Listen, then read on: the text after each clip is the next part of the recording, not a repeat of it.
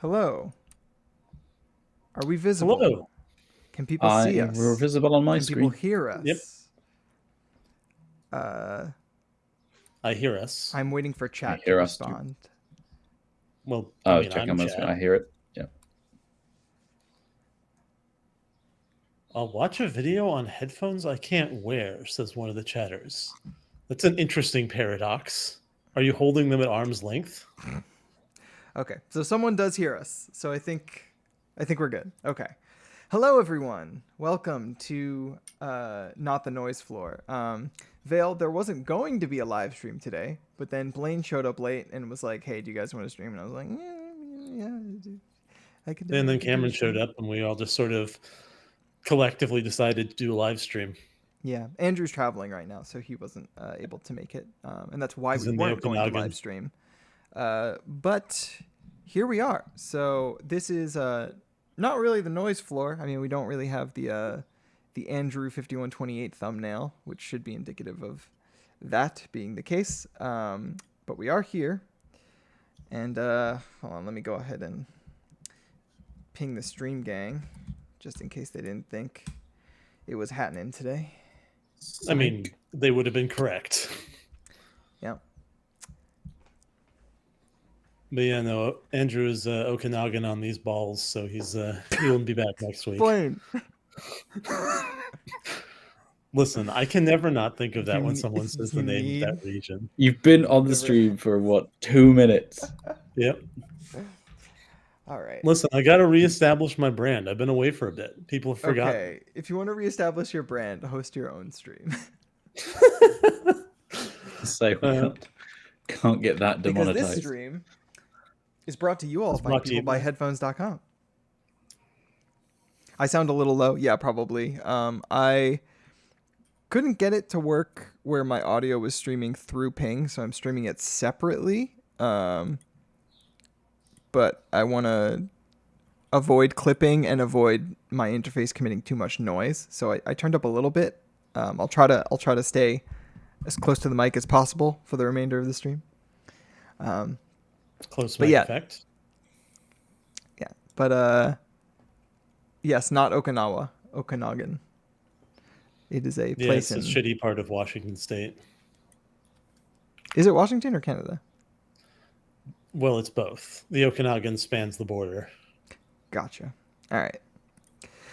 Well, as I was saying, this program is brought to you all by headphones.com, who's your premier resource for buying and learning about headphones and IMs and DACs and amps and speakers and cables and, all that stuff. They support this channel. They support everything we do content-wise. So if you want to support us, consider making your next purchase at headphones.com. And with that, I guess we'll just launch into the stream. It's going to be pretty chill. It's not really going to be all that topic-oriented the today. industry-beating 360-day return policy, so you can buy with confidence. Yeah, you can do that. If you don't want to buy on an online mega retailer and open your box that ostensibly has headphones in it, and then it's revealed to have a frozen lasagna in it or something. If you don't want that to happen, buy from headphones.com. There was a major retailer recently, not in audio, but in the PC space. It was Micro Center. They sold a bunch of graphics cards, and customers got them, and they had like pillows or something in them, like backpacks. That was it. They had 2 backpacks in each box. Blessed. Which you would have thought that like Micro Center, you're unlikely to get scammed, but it turns out that Micro Center was the one that got scammed. Damn. Frozen lasagna preference curve when. That's the thing. Like, I feel like a single curve would be simplified. Clearly, that would need to be addressed with layers. What do you fucking mean you saw a vegetarian lasagna that was lettuce and tomato? Vegetarians eat cheese. I chug cheese and pasta. What the hell do you mean that's a vegetarian lasagna? I'm actually mad. Oh, actually, June has a good question in chat that we could briefly touch on that, or we could save it for later. But no, that's a good question. I'll just quickly answer one. Assie's because it's like 10 seconds. He says, "What makes a composer a headphone you're wearing often lately?" It's just very comfortable for me for longer listens, and still sounds good. The new pads are really good, so I can just wear it for a long time. It's comfy. It's amazing. June's question nice is to have comfortable headphones. June says, if it weren't your job, how do you think you guys would handle being in this space after having opened your eyes to everything being FR and EQ outside of comfort and such? Personally, I think that it doesn't necessarily change a ton in that there's a lot of headphones which are still very hard to EQ or to get a consistent result on your own head anyway. Like, for me, it still matters buying a good headphone, because then you can get it to where you want it to sound with EQ. Whereas a lot of headphones, in fact, we're kind of having a bit of a semi-related discussion on Discord earlier on today. A lot of headphones, even if you know what the frequency response on a particular rig is and you know how it sounds on your head generally, you can't, or it's very, very difficult to actually correct it to what you want it to sound like, especially if it's got particularly messy upper treble or high positional variation, all that kind of stuff. Like, it's more changed how I decide on a purchase. It hasn't meant that, like, oh, I can just get a pair of $30 whatevers and then make them sound like anything else, because you can't do that. The Porta Pro gang is coming to your house.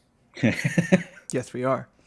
I do want to say, I do think that's a really good question, June. Yeah. I think I had, I think I'd probably be doing something similar.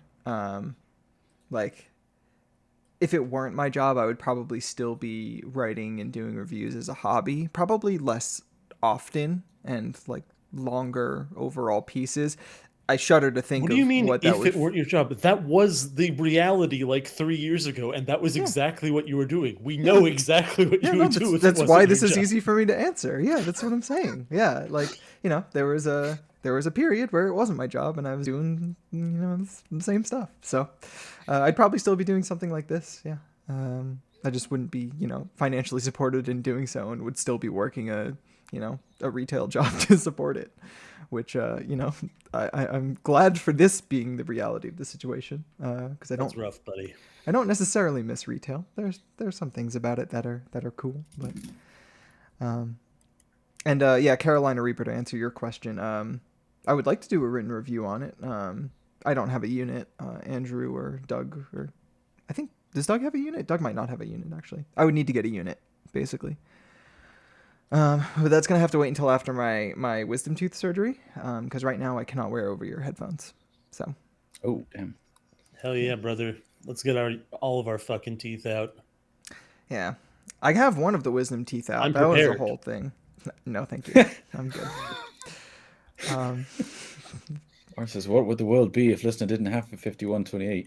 He doesn't have a 5128. I don't have a 5128. So it would I think be all three of us would like one, but yeah, there's headphones.com has one, which is it's with Andrew, but none of us have one. Andrew's holding it hostage and refuses to let me get my hands on it. Expensive. I mean, to be fair, it's not exactly the kind of thing which you want to have go missing or get damaged in shipping. Well, it depends on how well insured it is and how likely they are to pay out. I mean, shipping insurance. I've had stuff which was very comfortably insured, and then the insurance goes, yeah, well, you didn't put it in like a wooden crate with 3 layers of packaging, and then this, and then actually we also just weren't really vibing with the color scheme of it, so we're not going to pay you out. Very reasonable. If I ever took a 5128 on a plane, I would get it a seat, honestly.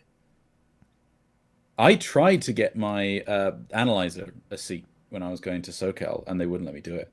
What do you mean they wouldn't let you do it? They just wouldn't let me. They're like, no, you can't do that. I'm like, what am I supposed to do? And they're like, no, you can't do it. Luckily, Audio Precision loaned me a unit in California whilst I was there, which is very nice of them. Well, I mean, if you show up with 2 tickets and just say, hey, I'm both of these tickets, what are they going to do? Say, no, you can't. The second one's revoked. The person said that because it wouldn't fit in the overhead locker and couldn't be secured in the seat, I was not allowed to. Oh, yeah. If it's too big to be secured in the seat, you have a problem.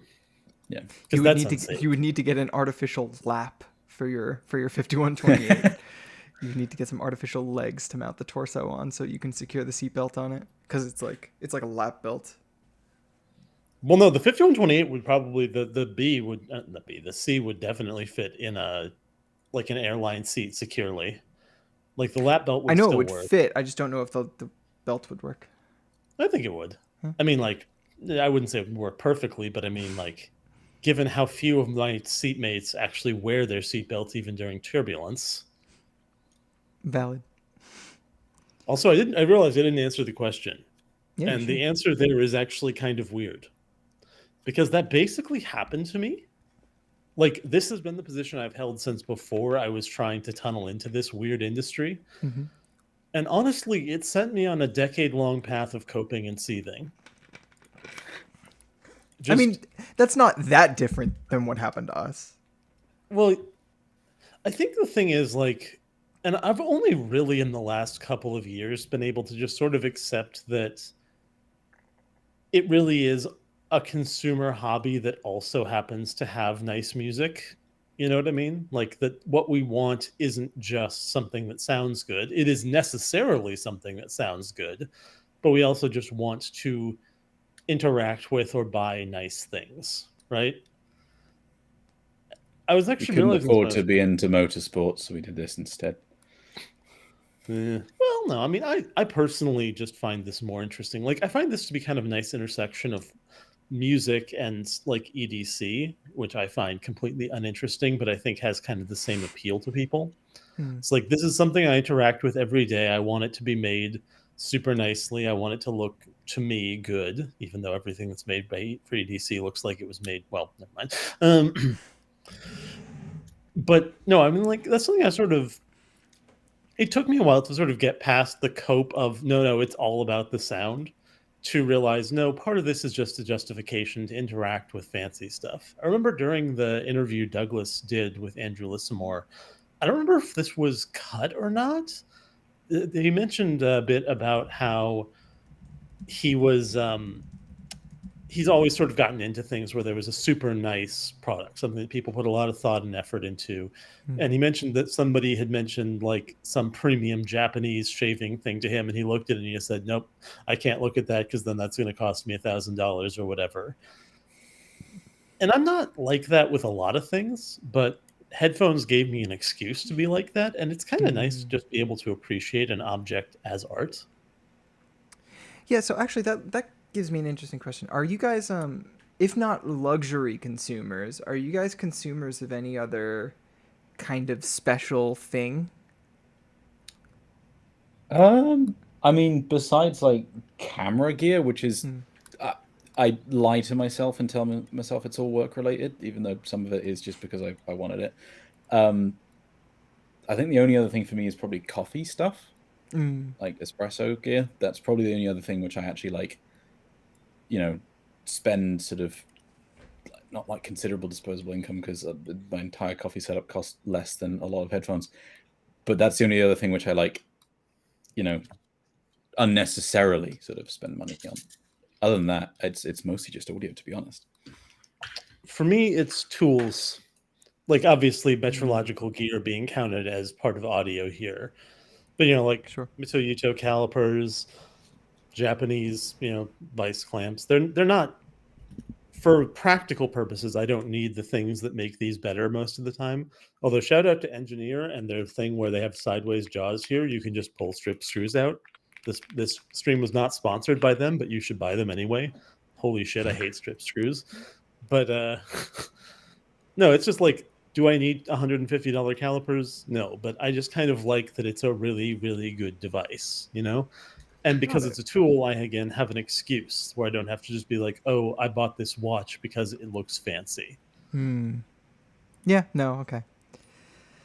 That makes sense. So that's about it, though, really. I was gonna answer that by saying no, because I really don't, like, in current year, I don't do any other sort of consuming. I mean, I arguably don't even do headphone consuming, really. Like, I think the last headphone I bought was Doug's Azuris. And I think before that, probably a long time. Oh, it's probably these. But well, yeah, but I mean, like, when you're in the review space, you don't really have to buy stuff because you just get to try stuff all the time. Yeah, but I've yet to review anything that I would feel compelled to buy. Well, yeah, that's because this industry is a joke. It's not exactly appealing to me in terms of the products, but I mean, I think in the past, I think I had that about like guitars and guitar pedals and, you know, recording gear, like this microphone, which I happened to have before any of this streaming stuff ever really happened. But even then, I don't think I was as gung ho about buying a bunch of stuff that all does the same thing as I think people are with headphones and IEMs a lot of the time. There's definitely quite a few people in this sort of hobby, which I don't know what the best way to put it is, but it's almost like the spending is the point, or that there is just a bit of a sort of shopping addiction thing going on. Because there's some people that like there is absolutely a sort of validity to, you know, just wanting to kind of try different stuff, go through things because it's all different, in the same way that you like, you know, just because you find a restaurant that you like, you don't go, right, well, I'm just going to go there every day for the rest of my life and never try anything else. Some people, you know, you want to go try different things. But there are also a lot of people where it's like, didn't you just buy a new DAC or headphone or whatever, like last Tuesday, and then you're doing 3 more? That's definitely a thing. What was the phrase from Gear Sluts? Gear acquisition syndrome? Yeah, I think that's definitely a thing. And I mean, because like when you are reviewing stuff, then yeah, like the part of it is a lot easier because you don't have to sort of buy stuff yourself anywhere near as much. I'm trying to think what the last thing I actually like bought personally was. Probably HM1 actually. That was probably the last thing I like actually was like, I want to get one of those with my own money. Did you get it on sale? Boo! Oh my god! Jeez, how do I? Bad. I mean, like I technically got a like, you know, small discount on my HM1, but the silly thing is, and I like put a disclaimer in the review and everything, but even though I got a discount on it, actually because of the way the exchange rate worked out at the time, I ended up paying slightly more than I could have bought it for just like at retail in the UK after I claimed the VAT back for it. So I didn't actually save any money. But I mean, you bought direct though, right? I bought it through headphones.com. Ah, well, that's funny. Yeah, so kind of talking about maybe that tendency that, you know, maybe for some people it is just about buying stuff, and obviously there's nothing wrong with that. I do worry sometimes, though, that the kind of value system present in the people buying in the high end, where, you know, it is largely just like, you know, because you can afford all of these things, why not buy all of these things or as many of the things that make you happy? I do worry that how that value system and how that funding of certain products or companies, what effect that has on like the lifespan of companies that maybe should have failed, or like the value placed on like sound signatures or approaches to like technology or whatever that should never have been supported in the market, and how that value system kind of like has a trickle down effect that, you know, affects products that aren't exclusively in the realm of the high end shopper. It's a tough thing to feel like is balanced, because like you obviously don't want to say like, oh no, you do want to say you should buy whatever you want to buy and enjoy however you want to enjoy, but at the same time I do feel like that has negative externalities on the rest of the market and the consumer space. Fellas, is it immoral to buy from shitty brands? I'm not saying it's immoral. I'm just saying it has effects. Like, I'm not making a judgment. I'm just kind of pointing out that I was having that have exact conversation in my Telegram chat a couple of days ago, because someone was posting. It came off the back of the discussion about the Synergistic thing with their power conditioner. Which, oh my god, okay, actually, Blaine, I want to talk about this with you. We've got to talk about that today. Please, yeah, no. we do need to do that. In fact, I'll get it up in a sec. But yeah, like we were looking at it because they've got some, you know, products which are just utterly ridiculous, even beyond the stuff where it's like, you know, some big power conditioner that, regardless of whatever it does or doesn't do, probably does cost a fair bit to make. But then they've got like a plastic cable riser that is $600 or something, and it's like, even if you have $1 billion in the bank, I personally would just never be able to bring myself to buy one of those, even if I just thought it looked nice, because I just feel like I'm actually just putting money into the hands of a snake oil salesman. I would feel like dirty doing that. It's not even about sorry. Of their what? Sorry. Oh, the Linus Tech Tips video they did with Dank Pods. It was like, I gave money to scammers or something. Oh, and that is how it feels sometimes. Because it was all about shit like that, right? Because that's the only way to make audiophile stuff interesting to people who are not diseased. I gotta try. I mean, that is true. Like it is. There are like two ways to make it interesting. Like, this insanely cheap thing is actually really good, or this insanely expensive thing is really, really bad. Yeah, and there's a lot of stuff in audio which I think gets a little bit of flack for being expensive, even if it has clearly got a lot of money that's gone into just the development. Like, even if you don't think that the development was worth it or made a good product, just the fact that it did genuinely cost them a lot to get to the point they have or to build this product. And that often gets conflated with stuff that is just utter nonsense, and there's no quite frankly, if the guy that runs the company in this, bear in mind, very niche market that sells nonsense, is bragging about his Ferrari and stuff, like, you might think maybe they've got some decent profit margin on those. But yeah, there's stuff which I think has really interesting and cool engineering that's gone into it, and you can just appreciate that.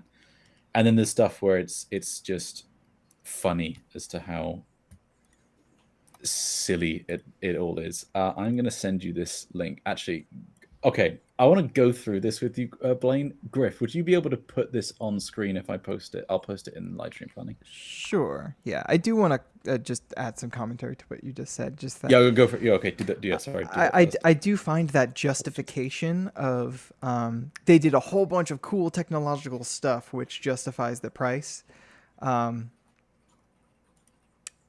not sure I've ever seen that actually result in better sound quality. And in a lot of cases, it seems like even if they are doing it to make it sound better, and they are, like, basing it on something that they genuinely believe, I do feel like the complexity, for either complexity's sake or for their idea of what it might bring to the table's sake, and the rise in cost that comes with that, has kind of already instilled a bit of a, I don't know, a bit of a value system that excuses a lot of just kind of mediocre stuff, I think. Yeah. Yeah, there's definitely, like, I'm not saying the rationale is necessarily wrong. It's just the effect is that it, I don't know. Anyway, I'm going to pull this thing up. It can be true. Oh, I don't have a Facebook account. Is that going to be a problem? Don't think so. I think you should still be able to look at it. Cool. 1 second here. Okay, so what do you want me to be looking? Oh, okay. So it's just it's the body of the post. No, if you scroll down, I think it's the top comment. You have to click like see more. Okay. So it starts with in high resolution audio systems, correct? So there's a number. You might want to open it on yours as well. Oh, I have it open. There's several of them he responds to, but my favorite is the one where he gets on a quite long and somewhat schizo rant at the guy who posted "Beauty is in the eye of the fuse holder" as an image macro. Like, he got severely butt blasted about that. Oh dear. Okay, so is that what I'm doing, Cameron? What am I doing here? What am I looking at? Yeah, I just want to kind of go through this with Blaine. So okay, so hold on. Let me pull it up. I gotta do a whole thing here. So the main body of the post, basically, Synergistic Research has got this power conditioner that isn't a power conditioner, but is a power conditioner, but power conditioner adjacent product. For 33 years, I kept the how to myself, not because I couldn't explain it, but because the experience mattered more than the explanation. While others clung to schematics, patents, and peer-reviewed paralysis. Yeah. I built systems that rewired the emotional core of the sound, but that silence ends now. What follows is the first public technical breakdown of what we call the electromagnetic cell, a field-based architecture at the heart of our AC conditioning and electromagnetic field coherence systems. And then we can skip to the main comment. Okay. So the main comment I'd being like to question the phrase phase entrainment mechanism. Oh, apparently we're echoing. That's probably through my... No, it's me. Hold on. Is that better? Testing. Is Are Golden we flanging? 1, Golden 2.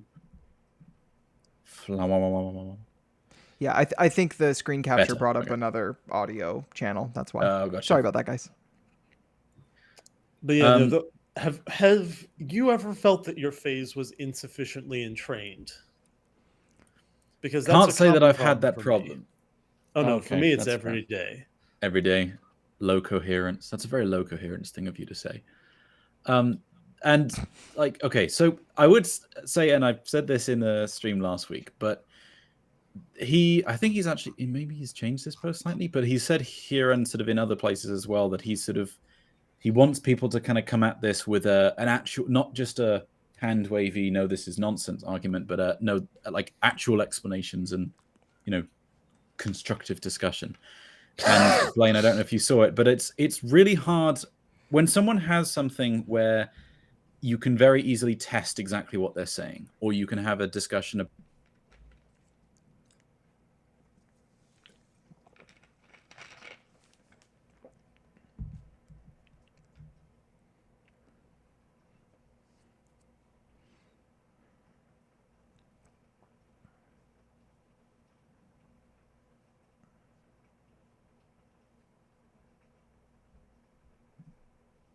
but we will give it our best shot. And also, because he has explicitly said that, Cam, sorry, you were muted for a second there, because whenever oh, that's really annoying. No, you should be good now, but okay. And I basically just wanted to sort of reiterate that he has said that he says the effect is measurable, and he wants people to kind of come at this with a objective rebuke, not a, oh no, this is nonsense that doesn't actually provide any information. And so I just want to say again, I would be very interested in measuring this, and I'm happy to talk with him about what sort of tests he has done to see these measurable differences and how to recreate them, because if you can show that this is actually doing something, that would be the best possible marketing for them. And I would be very interested in testing. Hold on 1 second. Hold on 1 second, both of you. I'm just going to make sure I get this audio capture thing right. Okay, go on. So it's back up on the screen now. But I have access to just about all of the perfect test equipment for this, because a member of mine literally runs a company that makes EMF and magnetics related metrology equipment. So, and I'm not just talking about measuring stuff on the mains noise, because he's quite clear throughout this that's not the point. It's the field stuff that is exactly what the company that a family member of mine specializes in.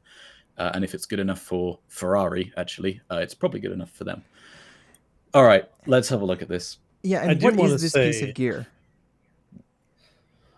Like, what is this? Do you want to open? No. Do you want to just answer? The electromagnetic cell, my understanding is that it's a not power conditioner, right? Like you plug in mains power to it and it claims that it fixes the EMF problem with it, right? Yes. So generally, basically, their claim is that rather than just filtering out noise on the mains power, even though you are plugging your kit into this, it's got mains outlets on the back, as far as I'm aware, it instead actually is addressing the ambient noise around your system. So it's like the radiated noise and EMF around your audio rack and gear that it's addressing.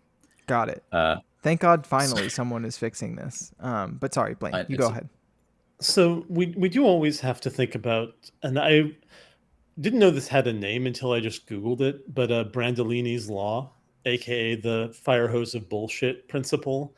That is that the energy required to say something that is bullshit is at least an order of magnitude smaller than the effort required to refute that, which is why, of course, we place burden of proof on people who make positive claims as opposed to people who are saying, that seems dubious to me. But yeah. Yep, that's All right, that's where my head went when all of this was brought up to me. Is that he wants to focus the discussion seemingly around measurements and not have his conclusions be hand waved away. He has to provide those to start that conversation in the way he wants to. Well, yeah, and that's kind of the problem. Is like, well, the first paragraph.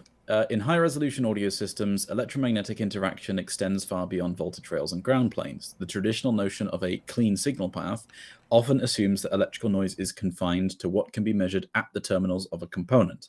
But in reality, signal integrity is increasingly compromised by field-based distortion vectors, unseen but measurable interactions that manifest between cables, power supplies, enclosures, and even air gaps within a system. I mean, the first point I'd say there is, okay, if it is measurable, and I'm not disputing that field-based distortion vectors like, noise pickup along a cable and stuff aren't measurable. They absolutely are. But you measure those at, you don't really care about whether there is noise surrounding an amp or something. You care about, okay, is that noise then affecting what's coming out of the amp? Because what is coming out of the amp is the thing that is then powering your speakers or going into another component. It's his premise that he's made a water conditioner for a submarine. Like, sort of, yes. If you don't care about what's inside of the thing, where the actual value is, what's the pitch here that makes this noteworthy? No, there isn't really one. No, I mean, even within his own theory, I don't get the coherency of saying you can't measure this at the output terminals, and yet it's a problem. The cynical view would be that it's a way to hand wave away measurements at the terminal, traditional measurements that would show that something is not doing anything, so that you can then say that actually it is doing something, you're just not measuring the right thing. That I think is probably what it comes down to. But I am happy to be proven wrong. So the conditioner introduces 3 primary energy domains into a controlled convergence environment. 1, AC waveform modulation. Standard current, wall current at 120 volts enters the system. Rather than using heavy filtration, so most power conditioners will filter unwanted noise, the unit reshapes the field structure riding along the waveform by reducing high frequency. First of all, if you're talking about the mains waveform, a waveform itself doesn't have a field structure. Would you agree, Blaine? Well, I mean, the field. I mean, I'm assuming we're talking about like a field of emitted energy, right? Or we're not talking about something in the context of field properties in the sense that voltage is a field measurement rather than a power measurement. But assuming we're talking about the fact that when you put voltage through a conductor, current through a conductor, it radiates a magnetic field. Yes. Then, yeah, I mean, the signal per se doesn't have that. What has that is whatever you put it through. But I think the problem... I'm willing to say that one... His claim could be argued to be that if there's high-frequency noise on the 60 hertz, that in some way that couples more effectively through the air, which is the opposite of which would be true. Well, for the most part. But I think the problem here is that if he's basically saying in the same sentence that rather than filtering the noise on the waveform, it instead reshapes the field structure by reducing high-frequency noise propagation at the carrier level, which I'm guessing he means is like it's stopping noise from getting away from mains carrying components. But then you could do that with just like a Faraday cage. Like you don't need... So am I stupid, or carrier can't be anything but charge carrier here, right? That's an electron. If you're reducing high frequencies, yes. If you're reducing high frequencies at the electron level, you're doing a low pass filter. Yes. But the next sentence is one that sort of, to be completely blunt, suggests incompetence, because he's talking about filtration and then he says this is not done through brute force impedance. Impedance is not what you want when you're designing a filter, generally speaking. Like good mains conditioners that you can actually measure and show that they do exactly what they say on the tin don't have higher impedance, ideally. He says instead it's done via field refraction and ambient phase regulation. Do you know what those mean? I mean, I know what each of those words means independently. Together, they become a bit interesting. I do want to say you could parse him as saying this isn't simply a matter of using a string of RC filters to get a higher order low pass. If you only looked at the not brute force impedance thing, and then that completely falls apart when we talk about field refraction and phase regulation. Yeah. I'm like that, but I'm genuinely struggling to kind of understand what it is he's Why would saying you it's doing. want to refract an electrical field? I don't know. Again, even within his own paradigm here, that doesn't seem likely to improve fidelity. No, but ambient phase regulation, I'm also a little unsure about, because either that means that he's talking about regulating the phase of the mains waveform, which you can't really do unless it's an active AC/DC AC converter, like a PS Audio power plant or something. Or if he's talking in fact, no, I'm not even sure what else it could be talking. Like, do you have any ideas as to what else that could be referring to? Well, I mean, within this sort of weird, wild world of being worried about EMF, maybe he's claiming that somehow the electromagnetic field put out by his device regulates the phase relationship of other things which are inductively radiating electromagnetic fields somehow. That does generally seem to be what he's claiming. I mean, the next point is DC field polarization. A low voltage DC bias is used internally to create a directional static field within proprietary non-crystalline compounds, referred to internally as UEF materials, unified energy field substrates. These materials interact with the ambient EM environment, introducing a polarized structure that limits chaotic capacitive and inductive coupling between nearby conductors. This essentially lowers the field-based crosstalk threshold between active components in the system, even those not electrically connected but electromagnetically interactive. So basically the suggestion, having this device in your system prevents noise coupling between individual components via the use of a DC polarized field. Right. So essentially that. Okay, the weird thing about that is, like, for inductive coupling, I guess, hypothetically, you could potentially fuck with the EMF, but capacitive coupling is I was going to say it's going to be capacitive. Yeah, it's through a charge carrier, like it's through something that charge carriers can move through. It's not through the air, it's through the dielectric of the PCB or whatever, right? It's through something that isn't conductive at DC, but has some small amount of conductance.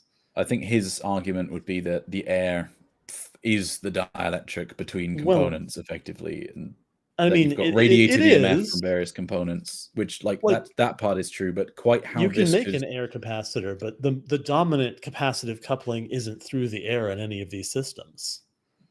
No, but more to the point, even if it was, let alone how would this work, but like how could you even begin to design a component that, without knowing anything about the electrical properties or position of the components themselves, how would you even begin to design something that could theoretically reduce capacitive coupling between two completely separate components? Well, I guess it depends on how you measure it. Like, if you measured it by the correlation of the waveform over one and the other one, the simple answer would be fill the entire space with an incredibly large amount of uncorrelated noise. Right. Okay. The signal jammer approach could actually fit several of the descriptions that he has here. It's just that some of them don't quite align, and I don't know why you'd want that. I imagine that the signal jammer he's not going. I don't think that's his claim. No, that's the only thing I can think of here, though.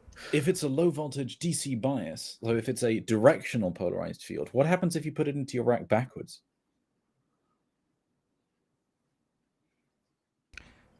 Does any of this, does he make a claim to it correlating to any sort of sound Oh yeah. I anything. just completely ignore the like subjective sound stuff. The bits about him. He says the effect is measurable. It reduces phase noise, and then he says improves macrodynamic clarity and collapses ambient field distortion.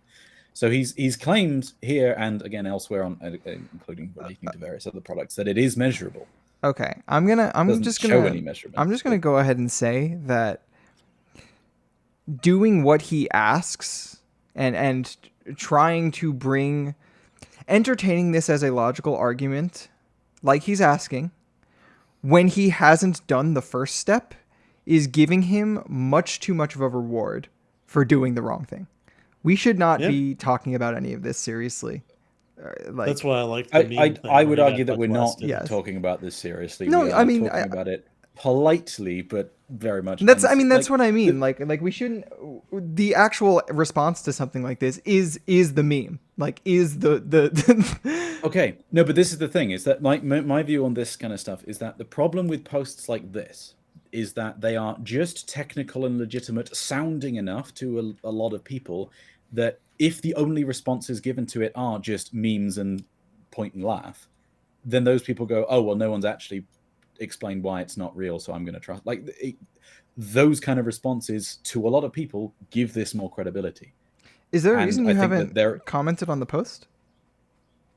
I hadn't thought to, but I probably will and say that I'm more than happy to try and verify some or to give a third-party test to some of these measurable claims. I only say that because like I feel like the people who watch this show, they see something that even just looks like that, and they're just like, oh no, that's complete and utter bullshit. Like these are not the people who are in danger of, I think, buying into something like this. No, probably not. Yeah. But the people who are like the people who are like following this man and his posts. Potentially. I'm just saying that I think that actually, even though my personal view is this is complete nonsense, I'm quite happy to say that. But I think that the right answer to some of these stuff, when they get to the point of, I would argue, being dangerously convincing to people who don't actually know what's being talked about, and that's not like at all meant to be a jab at anyone in the audience here or elsewhere. It's a case of a lot of electrical engineering stuff is not common knowledge, and why it's very opaque. Yeah, and exactly. People use that opacity as a weapon to misinform people. Yeah, it's like people could. I'm not the best cook. Someone could write something similar to this about like cooking and how different chemical compounds interact when you do certain things, and I'd be like, I don't know, that sounds fine. And if the only responses that were seen to it were pointing and laughing and memes, then I wouldn't actually have a reason necessarily not to trust it. And so having something that is a little bit more sensible in terms of breaking it down, I think is a good thing. I don't think it's giving it credibility. I think it's I mean, I think the whole thing you're doing is pulling it apart. In our, the main thing is that, frankly, respect is not suitable here. Like, being thorough and accurate is, but this doesn't deserve respect. I don't think we're giving it that. No, I'm just saying, that's why I like the guy who's just clowning on him with the meme.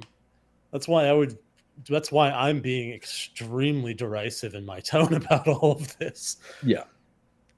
Yeah, I do think the ridicule is actually maybe more effective at pointing out this is obviously wrong than you may give credit for. Now, that's also to say, I actually don't think ridicule is necessarily the best way either. Like easy ridicule, like a meme like that or something like that. We spent 2 streams entertaining this? Did I we've talked about Synergistic I talked about it times. Briefly last time, but I wanted to talk through it with you. With Blaine, yeah. That's fair. No, one thing I did want to say, though. So, occasionally, someone sends me a screenshot of a schizophrenic who's been ranting about audio stuff and how Fourier is a demon or some shit. And his responses... Who's leaking my DMs? No, but his responses whenever people challenge him, and Ted Walton Denny the Third or whatever his name is, his response to the meme are almost 1-to-1. Like, the way he responds to the meme actually makes me think that this is mental illness rather than just flim flam. I don't feel comfortable making that assessment. I understand the correlation you're drawing, but I don't know. The I feel level like of when going people are all playing in on defense like that, and they have like a very strongly held belief about how things work, they will type a lot to defend it. And I know because I am that person online. Like I, like, Okay. you know what I mean? Like I may be, less outwardly uh strange in my beliefs, I'm but going to read what he said, and I'll let the audience and you decide whether this sounds like something that they would ever say. When people can't decode a system, they don't ask questions, they make memes. This isn't an insult, it's an artifact of recursion overload. Some people react to the field model with a counter model. Others react with clip art. Both are visible. Only one moves the conversation forward. Not using your Moving the words quite conversation. right. What? Huh? Oh, sorry. Sorry. I thought it was the end bit. I didn't realize. No. He goes on for so some far time. this is incredible. Not using your words quite right usually means I don't understand the logic, so I'll critique the delivery. This isn't about how the words are used. This is about whether you can follow where they lead. You're not pointing out imprecision. You're signaling disorientation. And to everyone watching, this is what it looks like when someone hits the ceiling of their comprehension and tries to reframe it as arrogance. Recursion pressure, plain and direct. Recursion pressure is the cognitive strain that shows up when someone is faced with a system where the logic loops back on itself, where each idea builds on the last, and keeping up requires tracking multiple layers at once. It is not emotional, it is structural. Most people are trained to think in straight lines. When the argument folds back in, they can't follow it. And instead of asking questions, they critique the words. That's recursion pressure, and most of the time, it reveals who's actually in the conversation and who just wants it to stop. Okay, so I mean, Damn, I got there too late. I just saw it pop up. Oh my god! I got there too late. I was trying to pull up a picture of Shadow the Hedgehog. Jesus Christ, that's really good. Elevating alternative sexual archetypes in the marketplace. Jesus Christ. The thing is, though, never mind the Shadow the Hedgehog-esque way of word salading through that. Like, I do agree with one of what I think. I'm giving him the credit of the point he's trying to make, which is that, I do think it is an issue that a lot of the time discussions don't go anywhere, or there isn't a discussion in the first place because one side, doesn't really matter what side of what it is, will say something and the other side doesn't actually have a discussion or debate about it. It's just, what a fucking idiot. Well, and what's the phrase? What can be asserted without evidence can be dismissed without evidence. Yes, but sometimes it does go both ways, not in terms of what's actually correct, but as in, if you're actually wanting to try and educate people, I don't think pointing and laughing is always the best way to do it. It's like, the MQA thing. I didn't just go like, this is silly, because even though it was silly and I felt that it was fairly obvious as to why it was silly, it's still worth taking the time to break down and demonstrate clearly why it is silly and why the claims don't make sense. Someone else mentioned Terrence Howard, the actor who was creating his own models of physics and stuff. And it's like a lot of people. Teriology, that was it. And, a lot of people kind of believed him, I guess is the best way of putting it. And I have never seen anyone claiming to believe in teriology. Did people actually believe in teriology? There are dozens of us. Number of people there who were like, or not, if not believing him, at least lending credence to it, or sort of not being like, well, I think it could be possible. And I think a part of this is because when the only response to that kind of, even if it is complete nonsense and it seems like it's obvious that it's nonsense, if the only response is, well, that's dumb, like that doesn't actually help people that don't have enough information or understanding themselves to work out why it might be dumb or why it might be correct. Like if the only response to, listeners' HRTF paper was, well, that's dumb, just use harm and target. Like a lot of people wouldn't understand or necessarily know which way to go or why they should think a certain way. Like you do actually have to. Yeah, that was. No, but like, this is the thing. I don't think that even if the premise that you are trying to argue with is complete and utter twaddle, I think it is worth, not because you're giving respect to the person making that argument, but because you're giving respect to the people that might not have enough information to actually understand the topic themselves.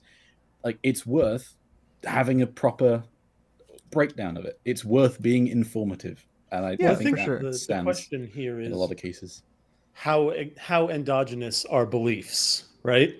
Like, the more you believe that people are, shall we say, resistant to outside information that challenges their beliefs, the less important it is to engage with these things, because at that point, creating social stigma that makes other people less likely to adopt their beliefs is the most effective way to stop those beliefs from spreading. Yeah, like, I mean, it's, I guess my issue is I just think that people should be less dogmatic about things. And that goes in many directions. Like, people get entrenched in their beliefs. And even if there are people that I completely agree with their beliefs, there are a lot of people where you have to do some convincing or explaining to bring them on board, even if it is absolutely the correct thing or answer to a topic. You can't just expect people to get it or be convinced straight away, especially if in some cases the person spouting nonsense is actually doing a better job of convincing people. Yeah, That I don't think any happens. of us. Yeah, I don't think any of us disagree with that. I would point to Rob Watts as an example of that, right? He's someone who I don't think I've ever agreed with a single thing I've heard him to have said. But he is actually a fairly urbane and polite person. He's pleasant in person as well. He's someone who I'd be interested in engaging with the ideas of, even though I think that he is almost universally wrong, right? Right. But he's also quite coherent, whereas this is word salad. I mean, I agree with Rob Watts on a fair bit more than I think you do, but like, yeah, like Rob Watts is a person that does go kind of out of his way to explain his stance to people. And whilst I think there are definitely areas where he doesn't substantiate things enough, he definitely does a lot more than a lot of other people do, which I don't want to say that it's like universally a good thing, because there are people that, have complete nonsense claims and I think make somewhat nefarious or malicious explanations and leave out certain bits, or skew their own tests or whatever to get the result that they want. But I think the long and short of it is, and I don't really know how we got onto this, and I'm sorry if we're tangenting off. No, it's okay. It's supposed to be a chill stream, but I just think that going out of your way to try and be informative about what you think is correct is a good thing. Because if everyone did that, and everyone actually put the effort in, and everyone was as constructive as possible, we would eventually trend towards genuinely correct results. Whereas if you just have people standing in a trench bickering, you don't get very far. Even if the truth is where one of the people is standing or somewhere in the middle. We'll never know, because no one's willing to take a step. I mean, we all do a bunch of explaining online, for lack of a better term, usually at considerable length. I think we all agree with kind of the values you're talking about. I guess what I would say is that in many cases, you don't actually need to put forth a comprehensive point-by-point debunking of everything they're saying to give the person watching this conversation ongoing between, the person making the positive claim and the person trying to debunk, to teach that person why what they're saying is wrong. Why that person shouldn't care about whatever this is.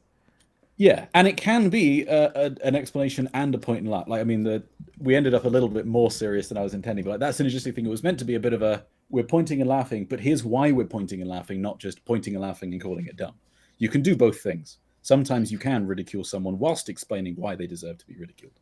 Yeah. So the thing is, and this is a point, Azad raised the argument that in the chat, that empirical evidence and logic won't cure the idea because that's not what birthed the idea in the first place. E.g., you can't reason someone out of a position he didn't reason himself into.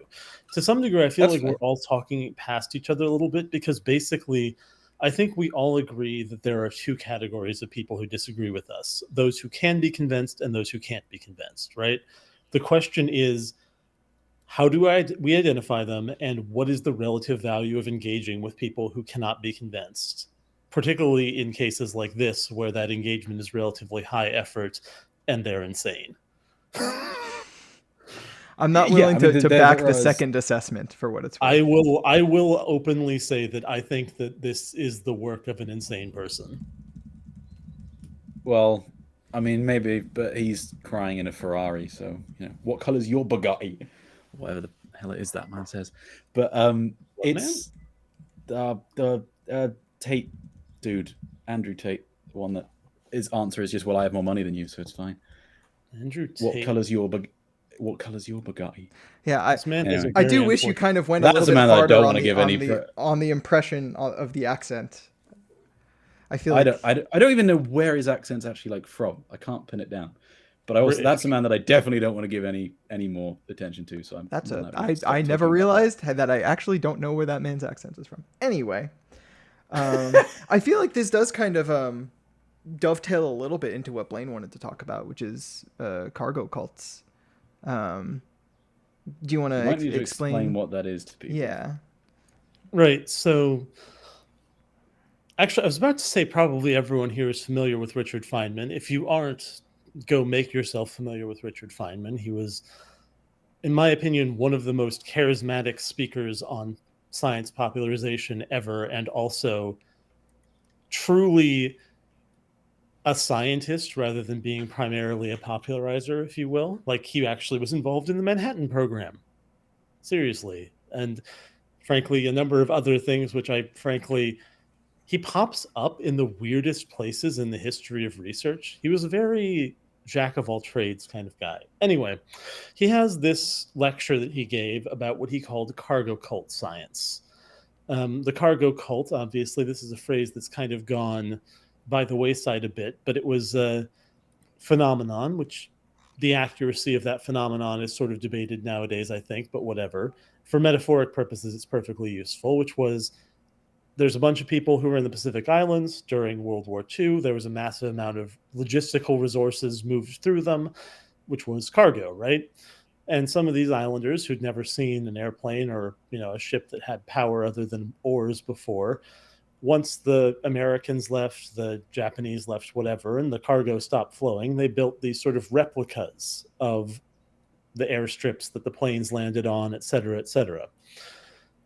This is the sort of idea of a cargo cult. And the metaphor is used like this. His phrasing was something to the effect of, they've gotten every detail just perfect. They've got the airstrip. They've built the little shack where the controller stands, and they've got the coconut for his little headphone to communicate and his microphone. But it doesn't work because the plane doesn't land. Like, that's the difference of the effect of science and the reality of science, or affect of science and the reality of science. We have, particularly in audio, but I think in a lot of things, we have a tendency to treat as scientific any process that leads someone to a correct conclusion. But a lot of the time, it's basically just people following by rote what some random expert said, and that just as easily leads them into really wrong positions, particularly even if that person is correct, if they extrapolate very poorly from that. The reason I wanted to talk about cargo cults is that I saw some people, and they actually may be in chat. I'm subtweeting some folks from a small private Discord that I'm in here, who were talking about Douglas's mod for the HD800, right? He's just put up some sort of a thing which he's thinking will reduce the peak at such and such kilohertz, 6 kilohertz for some people, 7 kilohertz for others.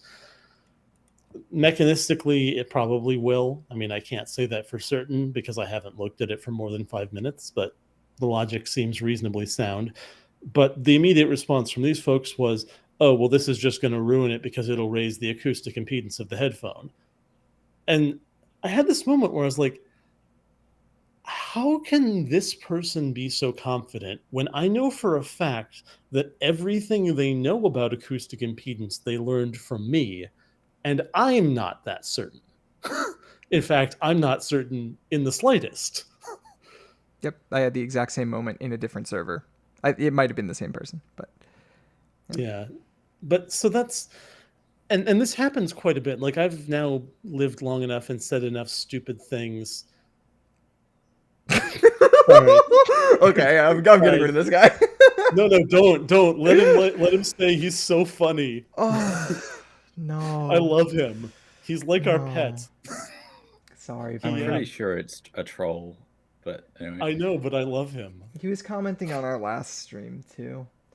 I'm trying to think of what the best way to do this is. Just remove it or put them inside. Is it? I'm with Blaine. Just leave it. No.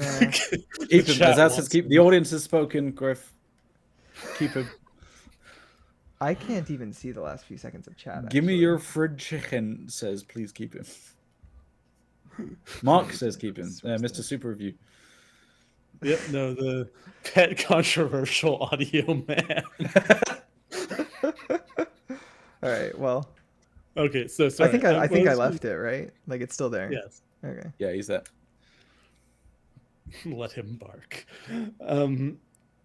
So what I was going to say is that I've now been talking publicly and saying stupid shit in audio long enough to have watched multiple evolutionary cycles of either me saying something that's wrong or me saying something that's generally right but in a way that can be misinterpreted, or even just me saying something that's entirely right.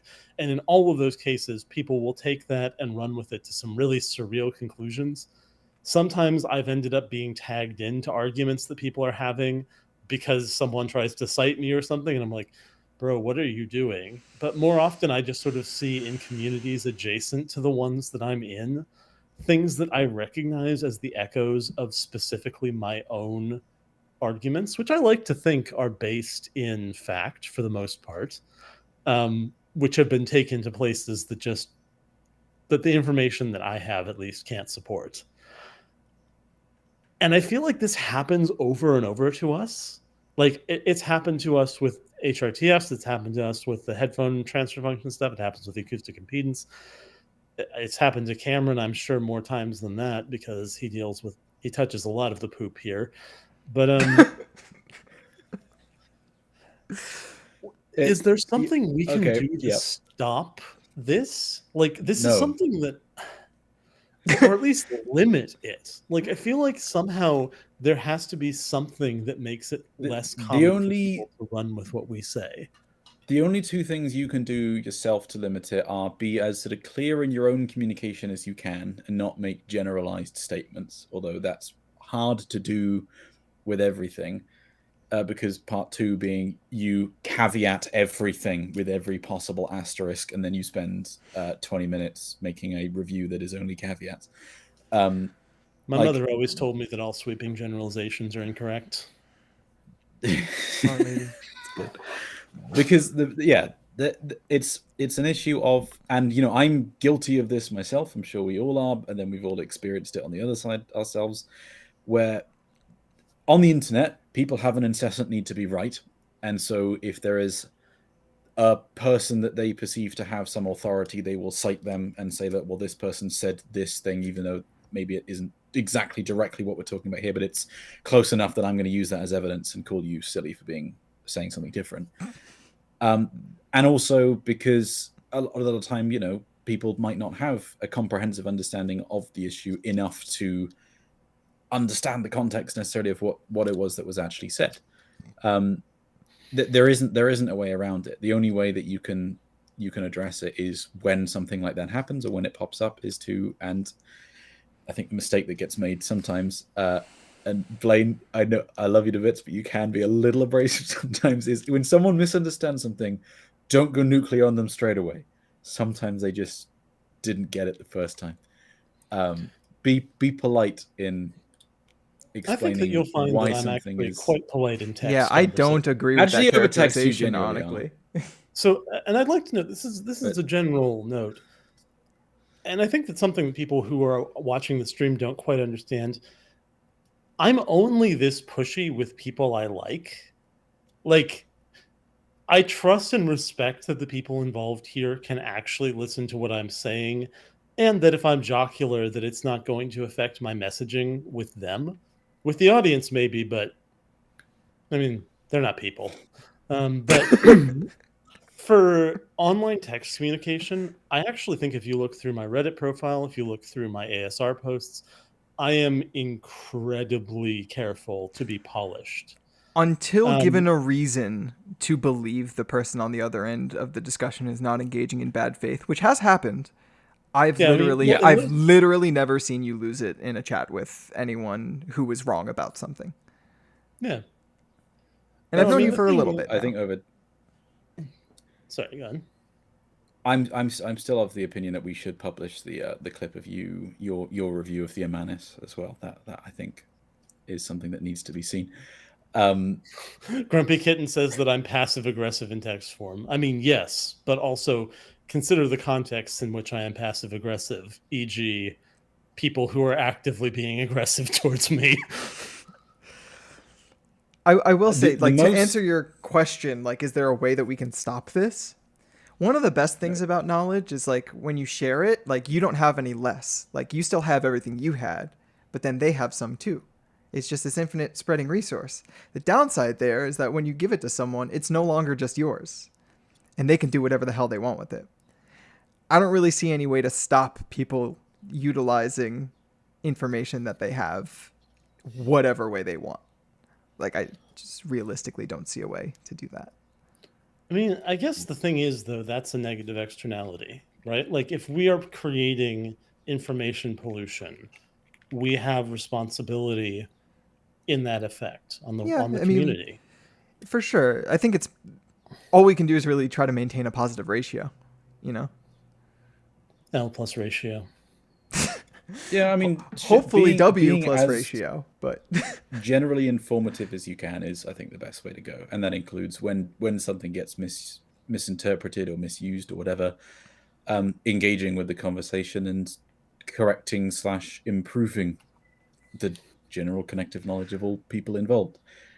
Sometimes that will include a debate, and I think that on the topic of sort of engaging in bad faith, that's the tricky bit. Is there's plenty of times where you can have even what sometimes might get to a heated discussion online, but it's clear that it's not coming from a point of malice. It's because there is just a genuine disagreement or difference in understanding, and hopefully by continuing on that path you can reach a mutual understanding.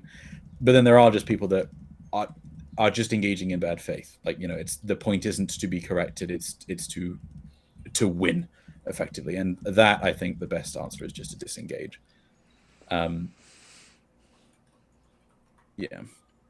Yeah, I mean, I think we all agree there. Okay, so Mason McPeak, I can certify that did actually happen. He said that he didn't agree with me, and I did come to his house, and I did destroy his Ring doorbell, and it was the new really fancy one that's like $189. Wait, that actually happened? Of course. That's what I do whenever someone disagrees with me. Oh, okay. Here, Joe. Buys a ticket. I was gonna say, hi, Mason. It's good to see you. I don't think I've seen you in chat here before. There's no need to dox your home address when you won't have a home anymore. It's... I mean, if I'm not sure if I'm right about something, I'll message Blaine, because I know that he will tell me, no, you're a fucking idiot. Which I appreciate. That's good. No. I think Blaine does that publicly on stream to us, but I feel like in chats he's never like that, actually. He's there's totally playful ribbing, but it's not even to that level. Yeah. But this is the thing, is that the other problem with sort of some of these online discussions is sometimes people, in the interest of being polite or not wanting to offend someone, will avoid having a constructive discussion or saying, actually, I don't think that's right because X, Y, and Z. One of the things I really appreciate about Blaine is I can message him and he will tell me exactly what he thinks is the case. That's actually really quite rare. So, yeah. I strive to be honest with my friends. In general, and again, you'll notice that I sometimes put a finer point on it when I'm speaking publicly in text. Frankly, streams are a format that I don't see as serious media. Yes, people can go back and splunk through it and find me being an asshole. But the thing is, you can't avoid that. If you're on a stream long enough, you will say something that can be taken out of context in a way that makes you look horrible, no matter how you present yourself. So my solution to that was just present myself horribly the entire time. But for the rest of it, if someone's on Discord or Reddit or ASR or whatever, somewhere this is going to show up in search histories, etc. I generally are. Yes, I generally Clip are that chat. prone to that. I generally are prone to putting a bit of a fine point on where people are wrong. And not usually letting them get away with being wrong, but I will put a much finer point on it than I will with you or Griffin, with Andrew, people who I expect will actually take that feedback and whose intelligence I already know to be significant, like people who I know I don't need to spoon feed, because that is kind of I don't know about that. Badge. I have absolutely needed to be spoon fed multiple times. Well, there's a difference between having to explain something in thorough form and being spoon fed it, right? Like there are people who really don't want to hear something that is really, really possible to prove. And in some cases, if you present it to them in just the right way, you can either convince them or convince the people who were almost like them that their thing was wrong, Most of the time not, though. Capra says, it takes me 6 times on average having something explained to me before I even listen. It's pretty base behavior, I'm not going to lie. Just making Dylan someone Calendar explain something says, over and over again just because it's fun. Dylan Calendar says, I have this new to me DAC app combo, the X Duo TA22, and I hear static when no audio is playing. Is there something wrong with this thing? Probably just because it's tubes. Static is an interesting description. Like, I would kind of have expected hum more than white noise. Is it white noise, or is it like a lower kind of hum with some scratchiness? Or is it like... Yeah. Yeah, but like some level of hum or sort of 50-60 hertz noise is pretty normal with tubes. I mean, to be honest, even a bit of static is pretty normal with tube stuff in a lot of cases. He says hum. Especially if it's cheaper. But if anyone's got any more questions, by the way, we had a couple of good ones early on. Do post some more questions and stuff. We're just kind of chilling today. So Oris made a point that I think is hopefully what separates me from the people who are truly annoying. Well, all right. Hopefully separates me from the people. Oh, he deleted it, or Griffin deleted it. What? So Oris had a post there that said... I didn't delete anything. You have to be willing, something effective, you have to be willing to assume that you could be wrong to be able to learn. He retracted it. He retracted that take. I think agreed with it, and he immediately retracted it. Had a grammatical error. It was a good take, though. But I think he was willing to accept that he was wrong. So he's living his truth here. So no, I mean that's absolutely. Yourself is wrong first. Yeah. I think sometimes yourself is wrong. Same. But no, I mean, like, I legitimately do when people say something, even when Ted Walton Denny III is spewing his shit, I'll have a moment where I'll be like, okay, hold on. This is what I understand this thing to be. Let me just take a moment, make sure I understand it correctly in my head, maybe Google something so I have a clarification on a point. Like, because the thing is, I've been wrong a whole fucking lot. We have receipts too. Like this can be checked over a period of like a decade, if we want to. I mean, I've made a lot of errors. Some of those errors have actually done damage to audio science in the community. Fortunately, most of those were early on, and I'd like to think that I've righted some of those wrongs, but... Yeah. So, no, I mean, I think that's important. You have to be willing to accept that you're wrong, but you also have to be confident in the stuff that you actually have a good understanding of. And I mean, this gets into the philosophy talk, but how can you be confident in your understanding when there's the whole Dunning-Kruger thing and you can be confidently wrong about a lot of things? Well, I mean, I'm a pauperist at the end of the day. I try to disprove a position, and if it survives all the things I can throw at it, I assume that that's the closest thing to truth I'll get. It's a tricky one. Tritron says, whilst we're on static, does electrical interference affect the quality of digital signals when transferring? It's complicated. Yeah. If it's like, you can have noise like that gets conducted along a digital connection that can adversely affect the performance of a device. But the simple and easy fix to that is get something like the JDS Synapse. It's $49. It is I've measured it. It is a ridiculously clean USB output, much quieter than really expensive streamers and stuff. And that is just fixed. The only other time when it can potentially affect the quality of stuff is if there is a clock signal on it, which is I2S, AES, and SPIF. But USB does not use a clock signal for audio. And if you see someone selling USB reclockers, that is silly. So okay, but what if I've made my DAC to be only isosynchronous? So my DAC is mandatorily in isosynchronous USB mode because that sounds better. Do that. There's that HDAC, the Phasor. Actually, no, it wasn't asynchronous. Sorry, it wasn't isochronous. The Phasor NOS1A, which is the most hilarious DAC I've ever. I didn't actually do a review on it because I just was like, this is actually going to damage stuff. So, actually, wait, Griff, are you here? Where's he gone? Where's he gone?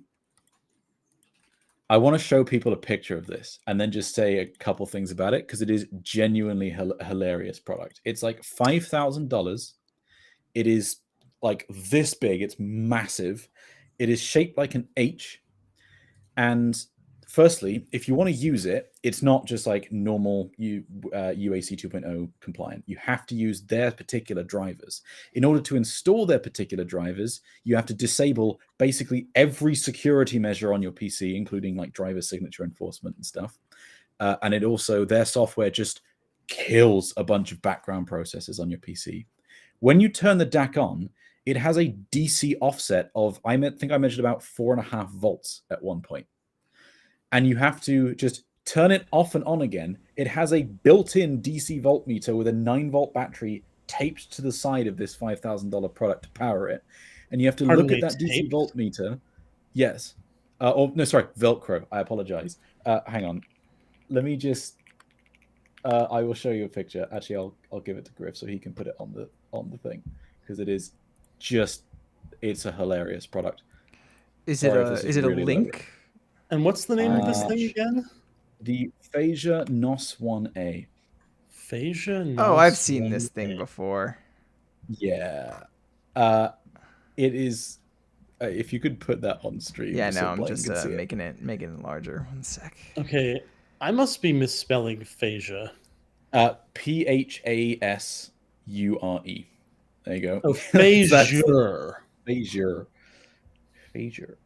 It has a screen on it that doesn't do anything because they never developed anything for it.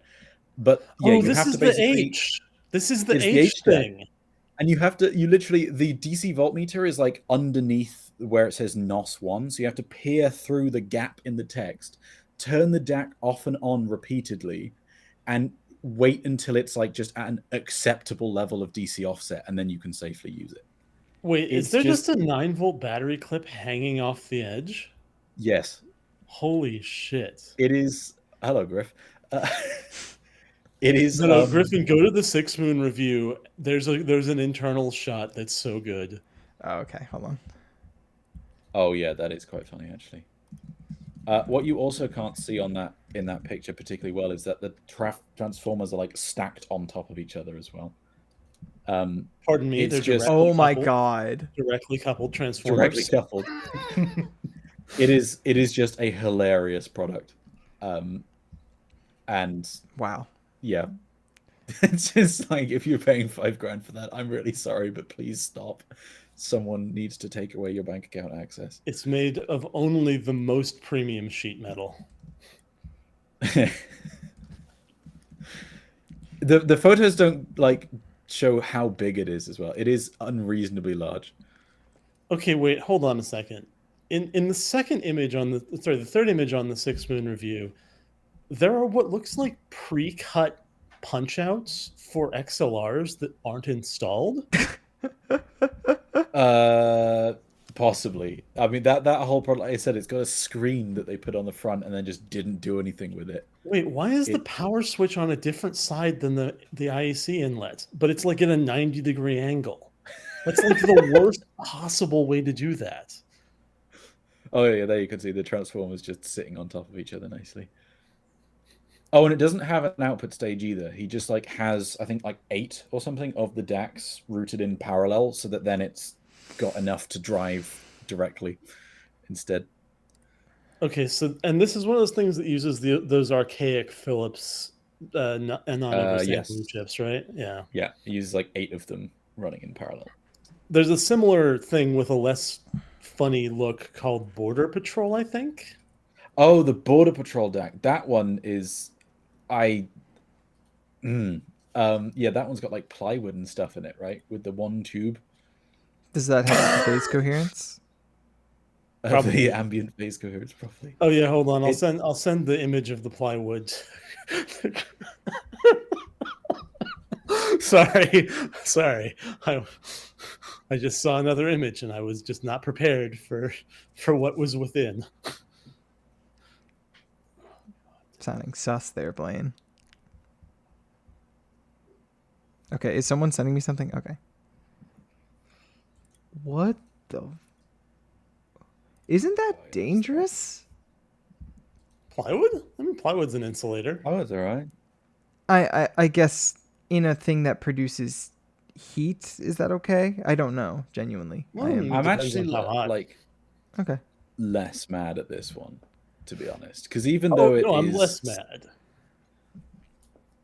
Because isn't this like a couple thousand as well? Like it's really expensive, if I remember correctly. Hang on, Border Patrol DAC. How much is it? Price. Yeah, it's $2,000. Ugh.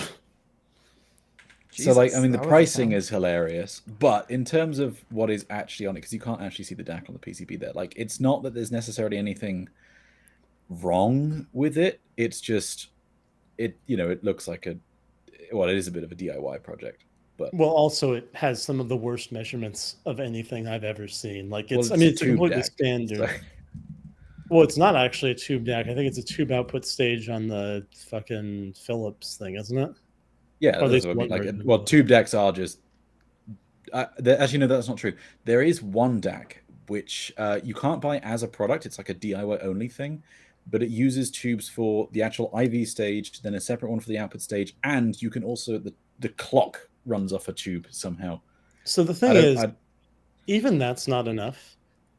I really, if I had like $20 million and didn't have to give a shit about anything, I would make a Delta Sigma tube DAC using the tube as the switching element. Yes, no, there is one that does that. Oh, fair enough. Then there we have it. That's a real tube DAC. That is that's the only real tube DAC that I'm aware of, and I genuinely would love to hear it just to know how it sounds. Is that the one that's called Valve DAC? I think it says that on the thing, but like it's I don't think you can actually buy it as a product. But I mean, Blaine, you probably might know what are the like highest bandwidth tubes you can actually get? Like I don't know what they actually can go up to. I mean, I know very bold of you to assume that I know anything about. I mean, like obviously there were RF tubes. I know that. Yeah. So obviously you could get a high bandwidth tube. Like we've been broadcasting and amplifying signals well into the megahertz for 100 years, but how, like, I don't know anything about which components you would pick for that. Like tubes are something that I've never really looked that hard at because expensive, fragile, generally low performing. Okay, so there are, that's not actually the NMR tube. I'm just looking now. I'm not sure. Okay, but like, okay, actually no, you can get so 100 megahertz tube. Here we go. Okay, so you could theoretically do it. Like if you wanted to run a 1-bit at 100 megahertz delta sigma converter with the tube, you could technically do it. And you know what? That would actually be really cool. interesting. That actually would be based. I would genuinely love to hear one of those. That's the kind of thing that I wish that the companies that made boring, shitty stuff like this would make, because there's so many, and like that's why I can't hate Schiit, right? Because Schiit routinely does that. They'll just be like, "Huh, what's a stupid idea for how to make an amplifier? Sick, let's do it." I mean, I know Jason might not. Actually, no, I think Jason would probably agree with that characterization. Yeah, no, I mean, he's at least publicly said that about one of his designs, the Heresy. He's like, we wouldn't do this ordinarily at all. Well, the Heresy though called it Heresy. The Heresy is that way though because it's normal. Yeah. Like the reason that it's a heresy is that they did it the normal way instead of being like, huh, well, I mean, we could do a normal amplifier with a normal topology, or we could get real fucking weird with it. Yeah. Like their own like discrete ones literally said like non-heretical edition, because like this is how we think we should do it. Swag. But I mean, I genuinely love Schiit as a company because of how they do that kind of stuff. I mean, hell, they've literally put out products that they have openly said they don't think are good, like the Schiit more is less, where they were like, they didn't explicitly say it, but they basically did it as just a middle finger to ASR to say, shut up, we can make a good measuring DAC. Even if it is R2R, and they did, but they're like, it doesn't sound good.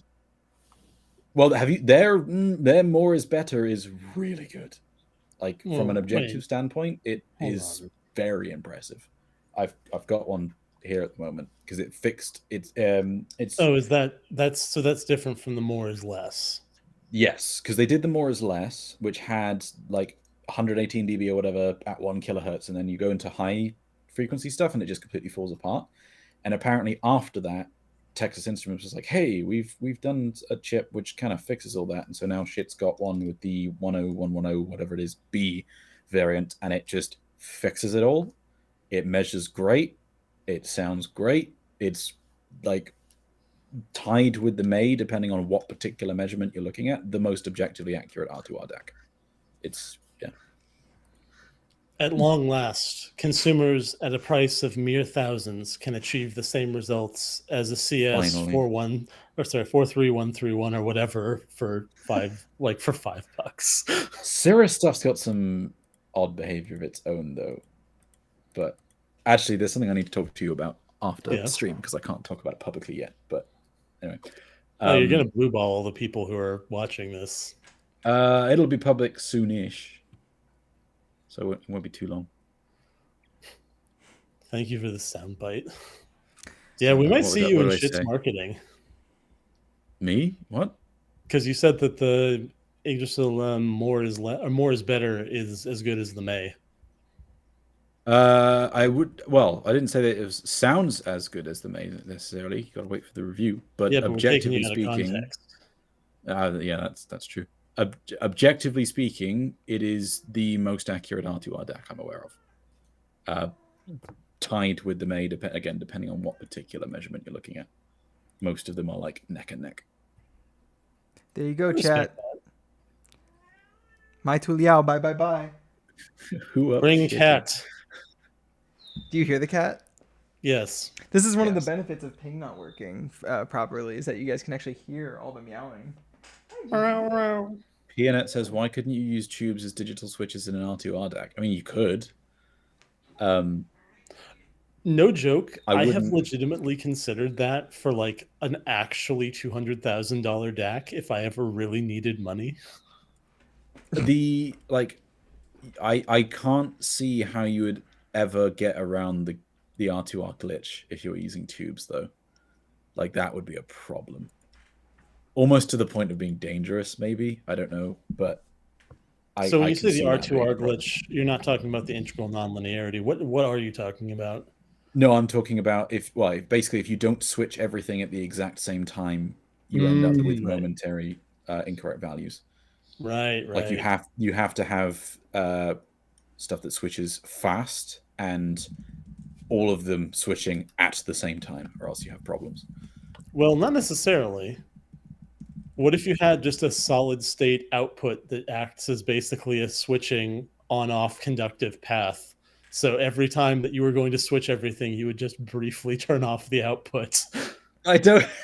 Hey, listen, if you put a low pass but after it, it will almost certainly filter out the switching noise. I mean, I'm right. I'm like not sure whether I should say that's horrible or based, but it's technically, both. I guess. I mean, when you're doing like $200,000, then you could sell it as a marketing point. It's a proprietary non-linearity filter or something. I don't know. You know what I'm honestly surprised by? Like, you know that guy who had the speaker that he said was a Fourier speaker because it had like a billion different yes, different yeah, bands. it had like an array of So I mean, obviously that's off its meds, but that seems like the kind of off its meds audiophiles like. How come there aren't more DACs that are like, we use this DAC for the low frequencies and this DAC for the high frequencies? I think That's such a stupid idea. Don't give people ideas, Jesus Christ. I mean, Oh, technically God. speaking, a lot of DACs, including like internally on a lot of the commonly available chips, they have gain ranging. Like they use either different converters or change the converter's operation depending on the output level. Like that's how a lot of but that's level specific instead of frequency specific. So we can sell audiophiles a whole new genre of like you can have a sub bass dedicated DAC in your DAC so that the sub bass is better. Think about it. You think about it. You get all of the detail of sigma delta, but then you also have the R2R warmth if you have that crossed over at like 1. You just have like an R2R DAC for the mids. I hate this. Have an R2R DAC for the mids and then delta sigma either side of that. This is good. This is gold. Or what you could even better have a DAC where you have an R2R DAC and then a 1-bit PDM DAC and then like 3 different types, like a thermometer, this DAC, and then 3 different types of other delta sigma DACs. Run them all in parallel. And sum the output so that then you have every different type of DAC. You blend the benefits of all of them together. It's the best. So that's one thing, but I think that we should do that, but I think we should actually have all of them in parallel, but with controllable bandpass filtering on the outputs. So for the really premium, I want R2R for this bit and then delta. Exactly. And, oh my God, we're going to make so much money. We're going to make so much money off of this. Jesus, I mean, like the dumb thing is it would actually work. That's the really dumb bit. Is you could actually make that work quite easily because you could just do all the like crossovers digitally. Jesus Christ, I hate this, but I love this. Griffin is not loving this. Oh my God! I'm not gonna lie. Whenever the DAC amp discussion starts, like that's just a countdown until my brain shuts off. Like even when it's like normal type of discussion, I just don't care. So sorry. But like this is like extra bad. I want none of it. No. So you have 12 DAC chips per channel. And then each of them are bandpass, so each of them are only doing a particular frequency, and you can turn the volume up or down for each individual DAC, so you get EQ just by turning up the volume of each individual DAC instead. I mean, if you think about it, it avoids all that nasty DSP, except for, the DSP involved here, but it's technically not an EQ. But no, I mean, that's where I started. That was the pitch I was initially going to make, and then I realized that I could make it so much worse, so I did. God, I hate this. Chat, can you give us something better to talk about, please? Yeah. I would be up for a better conversation. Yeah, if anyone has like a spicy take or a question or anything like that, please. You guys should talk about Sean Olive's thoughts on your last podcast. Oh yeah, I mean, he was just joking around. He was dunking on Andrew. I don't think he was actually being like serious. He's not actually. He was just expressing his God-given right to dunk on Andrew. To be clear, people have a God-given right to dunk on any of us. We're streamers. Being a streamer is essentially the original sin. I would Yes. say though that like I think it's probably a good plan to not kind of dunk on some of the existing paradigms and stuff until the data from the thing that you and Andrew are working on is out. Just because then there can be a two-way conversation about it. At the moment, it's a bit of a case of we've got something that's better sort of coming. Yeah, no, but the thing is, honestly, I just think we do that enough. I want we get people to pay for the thing that's better. That's not subscription only information. Sure, we could even have tiers. We could have Patreon tiers where like the gold tier gets all the truth. We were almost on a like solid conversation topic, and then you ruined. Sorry. I mean, Blaine, have you shared your data with Sean? I think so. Yeah, I mean, he's the only person realistically whose opinion I care about on any of that stuff. Like, I care about Todd Welty's opinion on it. You know what I mean. Like, I only care about the people who worked on the research or would you guys sound have like something interesting to say about our conclusions. Wait, what'd you say? You guys sound like a local small band, always hitting us with the big things coming. Wow. Wow. Roasted. Coming from Josh. That's... Absolutely. Come on, bro. He's so right, though. Oh, my God. Yeah, God, especially with the freaking measurement database. Yeah.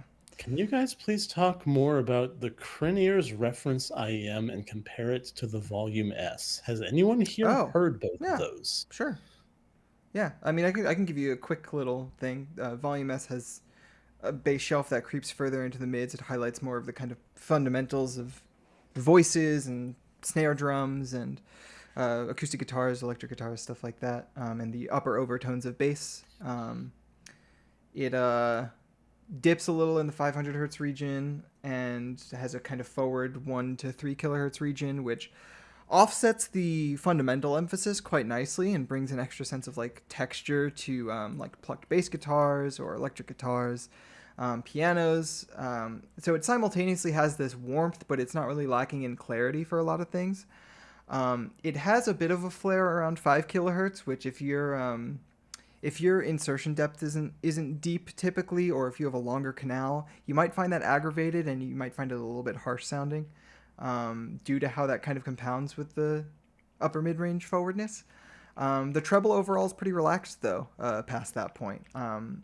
Comparing that to the reference has a more traditional bass shelf, but it has a more filled-in center mid-range, and I would say it's probably more neutral overall in terms of its mid-range to bass balance. The upper mid-range as well is basically just bang on what I would call neutral. In terms of the last version I heard, the treble was somewhat similar to the Volume S, actually, in that it had a little bit of extra 5K for what I typically prefer. But it also had more mid-treble than the Volume S. So the Volume S can sound maybe a little bit stuffy to some people who need a little bit more in that kind of 8 to 11 or 12 kilohertz band, whereas the reference is more filled in there. So I would say the reference is probably the IEM I would prefer. It just doesn't exist yet. Not to be hyperbolic, and I think my record has shown that I've not been needlessly positive about any of Crin's releases. I've said what I thought was wrong with all of them. I would say it's probably my favorite IEM that exists, that you can't buy but exists, and I have heard.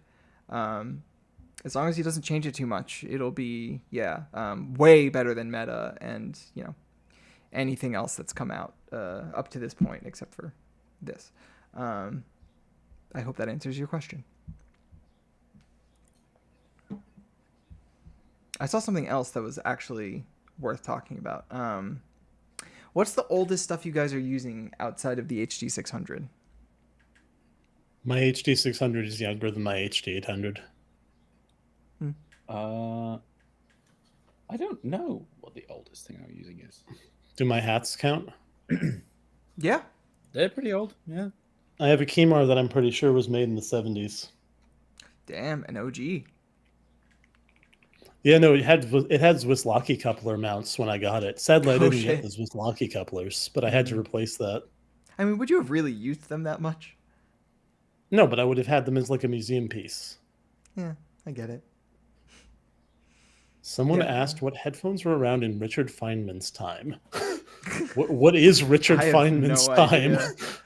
No, but I mean, like do we define it as 50s? while he was alive, or? I would assume so. I mean, that's a long period, I think, but He died in 88. So, I mean, so I guess any time from the 60s to the time of his death? Stacks? He could have had the exact same experience with a Lambda as he would have today. Yeah. Yeah, I think for me it's I pretty did have a obviously pair my of Lambdas. HD800. I think the serial number has that thing sometime around 2000, 2001. Wait, no, sorry. Yeah, 2010, 2011. Sorry. Apparently, he I could don't have know listened what to the DT880 for up to 8 years. Yeah. I don't know what my HD800 year is. I know it was before they moved to Ireland. It was Germany, but I don't know much more than that. All I know is my HD600 is my 800 is, I think, a pretty low serial. It's 27. It's not that low. So that'd make it what, year 7? Is that how that serial number works? No, I mean, I thought that was just the rough rate that they were selling. Oh, I have no idea. Yeah. I mean, I don't really use many headphones. It's basically just between this and my HD800. So. Star Fox Gaming asks, kind of curious, why doesn't a company make an IM with outstanding technical performance only, within mind mostly, and DSP it to a nice frequency response? Some companies have kind of already done that, Final's trying to do that. Called. And also because technicalities and frequency response are the same thing. Technicalities are because of frequency response. It's not something that exists outside of it. Yeah, and the actual reason is that manufacturers don't understand that, but don't also understand that there are multiple ways to have a balanced frequency response that is good and also is subjectively pleasing in the ways that people want. It's really kind of annoying how... Oh, go ahead. Well, I think we're going in the same direction. I was just going to say, to be fair, we didn't really grok that until much later than we should have. Yeah. Yeah. It's just interesting that, of all the ways that could possibly exist to get it right, and I feel like there are plenty of them, it seems like none of them have been captured. Okay, well, that maybe is a little bit extreme. If we look at the results... It is a little bit extreme, actually. I actually think Crin's old target, if he had prescribed the bass boost that he likes on it, it actually would have been one such example.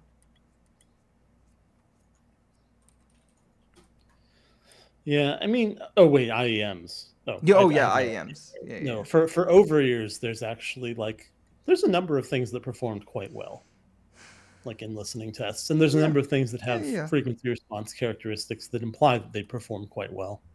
Yeah, I think I just assumed IEMs when he was asking that. I mean, no, that's contextually correct. Yeah. I was just sort of dragging that out of the IEM space because I hate the IEM space. Reasonable. Why is there no IEM with withdrawn 2 kilohertz? An interesting question. I mean, there are. Fur Audio has some. KE4 technically has. Know about Fur Audio.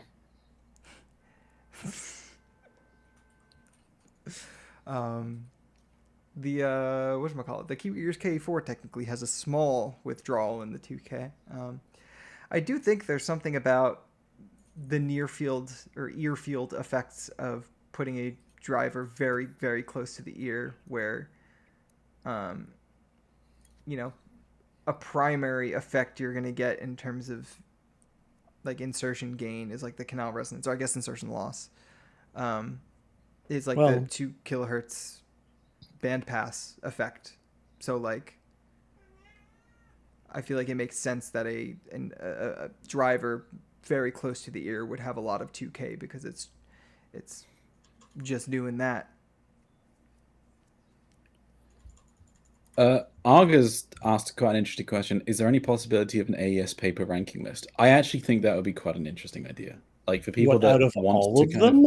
No, not all of them, but just a video that says hey, if you actually want to go and learn more about the stuff behind this, here are 10 to 20 or whatever papers that you should go and start with. So we have That a actually video would in the be- works right now that wouldn't be an overall AES compilation of that kind of thing, but it would be relative to the headphone literature.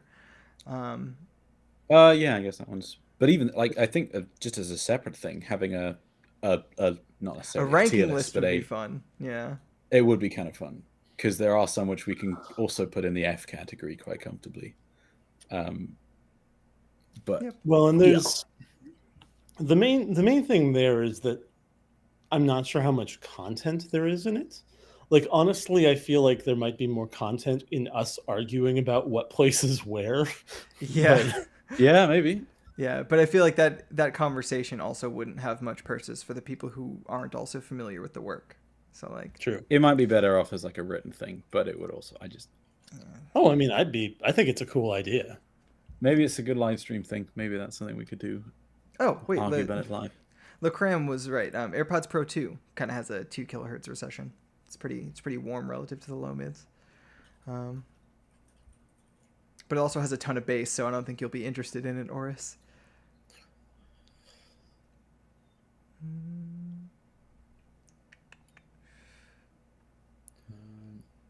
There was another one. I can't remember. My lukewarm take is that audio products that are limited edition without good reason is stupid. Okay, you've got a plurality disagreement in that statement, and thus I'm going to ignore it. But no, I mean, like the thing is, isn't that like trivially true? Like, does anyone like just random limited edition stuff? I think only if it's someone that's wanting to like have something so that they can flex that they've got a limited edition thing. I think that's probably the only time. I remember the first time I heard that like some mouse company only released their mice in drops, and I was like, that's the stupidest shit I've ever heard of in my life. Keyboards do that too, don't they? Well, yeah, but I mean, the thing is, okay, so for keyboards, I kind of got it because keyboards, a lot of them are made by like really, really tiny hobbyist people. And for them, these are like established mouse companies with manufacturing that. Well, I assume so. Yeah, it's Final Mouse. That's those guys. Yeah, and like, then I heard people do that with shoes. Yeah, but the whole shoe like thing is just a artificial. Like that men wearing $3,000 of headphones a piece on average comment on the irrationality of sneakerheads. Yeah, but the thing is with sneakerhead stuff, and like a lot of the time you buy a shoe, and then you put the shoe in a like display case. Like you don't even wear the shoe. At least with headphones, you listen to the headphones. Yeah, it does have kind of a weird. And like they cost a lot for various different legitimate reasons. Where like shoes, this one is expensive because we've decided this one is limited and expensive.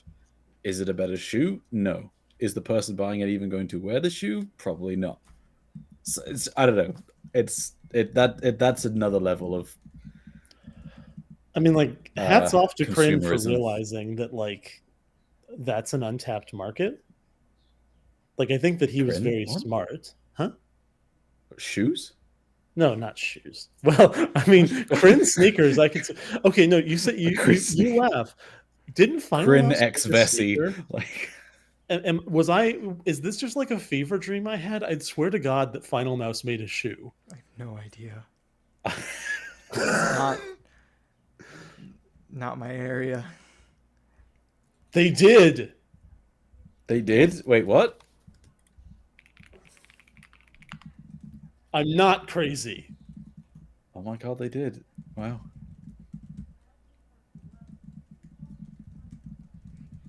So yeah, no, what I'm saying is that Crin shoes could happen.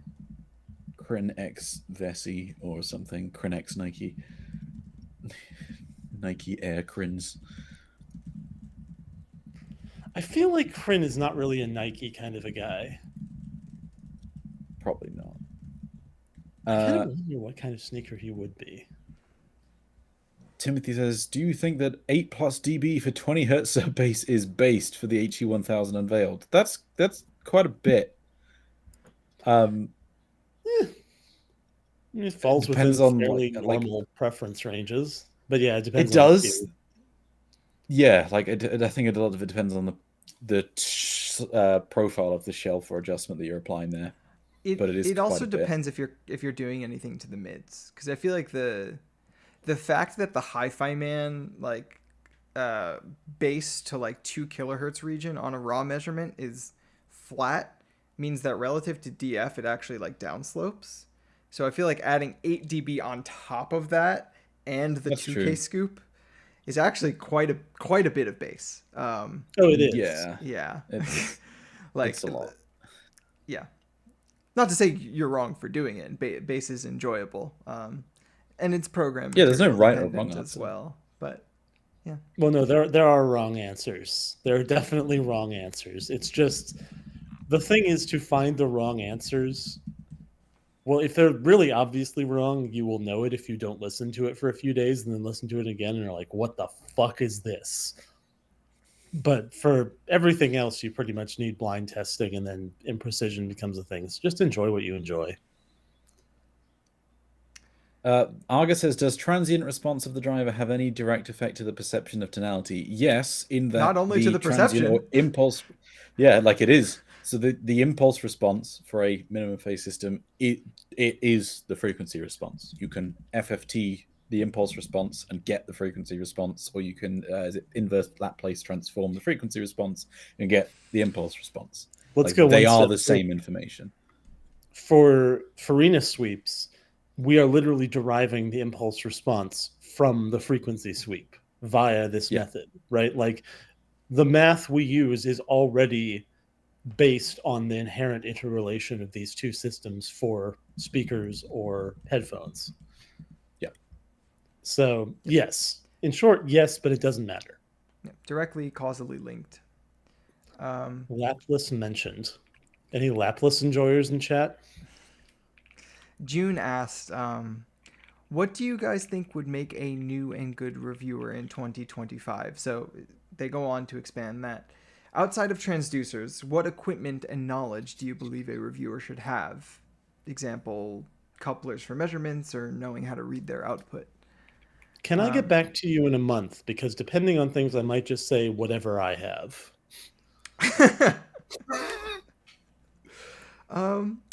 Maybe a hot take, but I actually don't think a reviewer needs to have couplers to be a good reviewer. I don't think they need to be basing much at all on their understanding of a measurement graph. A good understanding of frequency response as a thing that is delivering your music to you is not really inherently related to a graphed output of that frequency response at all. Like Metal 571 was one of my favorite reviewers, and he never graphed a single thing in his life. He just understood frequency response and understood how important it was to characterize the actual frequency response he was hearing, not, a graph that he could display to people. So Miss that guy. I miss that guy, and frankly, I miss his style of review. Like, there isn't much of that or any of that from what I can tell, because I feel like because couplers are so ubiquitous and available now, that is more the sign of you being a reviewer than having much awareness at all of what acoustically is happening in your ears or anything like that, or how to convey that efficiently. So, I've got a take that I think no one will expect from me on this one. Go for it. I think I want a reviewer who is... I'm trying to find the right way to frame this. Someone who knows something about sound, enough to not focus too obsessively on like the illusory stuff. But mostly, I'd actually really like a reviewer who is like from like the luxury or high-end world or some shit to just continuously dunk high-end headphones for their pretension at being luxury products. Oh, because they don't even do the luxury thing completely or correctly. Yes. Yeah. Like, I He want just like someone who only is, like, likes Meze products and nothing else. well, I mean, or not even necessarily. dunks on Meze for their failings. Exactly. Like, I Yeah. want someone who's like, who would have been reviewing, I don't know, like Hermes bags or whatever, to talk about all of the flaws of construction and design as a premium product of audio products. It is a challenge. I would love that kind of review, honestly. We need more variety. Yeah, is the thing. Like, there's too many people who are just like boneless super reviews. You know, I think my main thing boneless super reviews. Sorry, go ahead. My main issue with like reviewers now is that I think there's not enough. Okay, there are way too many reviewers that have financial ties to the companies that make the stuff they're reviewing. That either because they take manufacturer sponsorships, are using affiliate links all over the place, or just make the money from selling review units, which is a problem in and all of itself. And somewhat tied to that, potentially, there's a lot of reviewers that aren't willing to say that stuff is bad.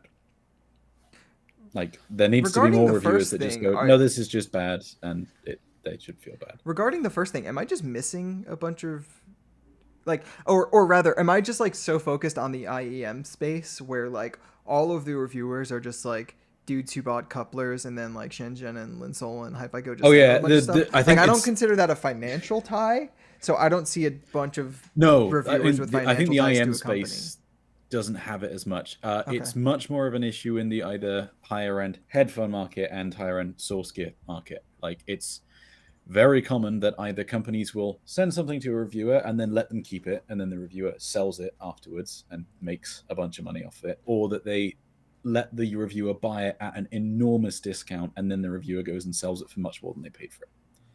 There are a lot of reviewers that do that. And then that reviewer uses ChatGPT to try and formulate interesting and novel responses. Oh, God. That one was a particularly What website could we possibly be talking about that uses AI to write their articles? Oh, that wasn't even what I was talking about. But, yeah, spit your shit. No, I mean, there are some quite well-known like YouTube reviewers that make a significant portion of their income from selling review units and don't disclose anything about, like, getting gifts from manufacturers. Nobody ever gives me gifts. Yeah, you guys didn't even get me anything. You need to be nicer about products, Blaine. Okay, so actually, Cameron did make a point, and this is something that I think is so ingrained into what I expect from a reviewer now that I've forgotten. But he is right. People who are just willing to own the take of, I don't like this thing, and I think that it's overall bad for these reasons, is legitimately rarer than it should be. Yeah. But, like, I kind of assume we all want that from a reviewer, right? Like, it kind of almost goes without saying. But it was good to say it directly. Also, charging for reviews. The fact that still happens and that some reviewers charge an absurd amount of money is crazy to me. I've literally never even heard of that in this space. That's because they don't disclose. Okay, I mean, there are rules. Like, the FTC in the US has pretty clear-cut guidelines about the stuff you have to disclose, and there's a lot of reviewers that are just not paying attention to it. Hell yeah. But it's like impossible to enforce, so I don't think it's going to change. But yeah, there are some very well-known reviewers that charge an absurd amount of money to the companies to have their product reviewed. So it's just paid advertising, or they make their income in large part by, like, either just taking money from those companies or selling review units or affiliate links. Or it's just.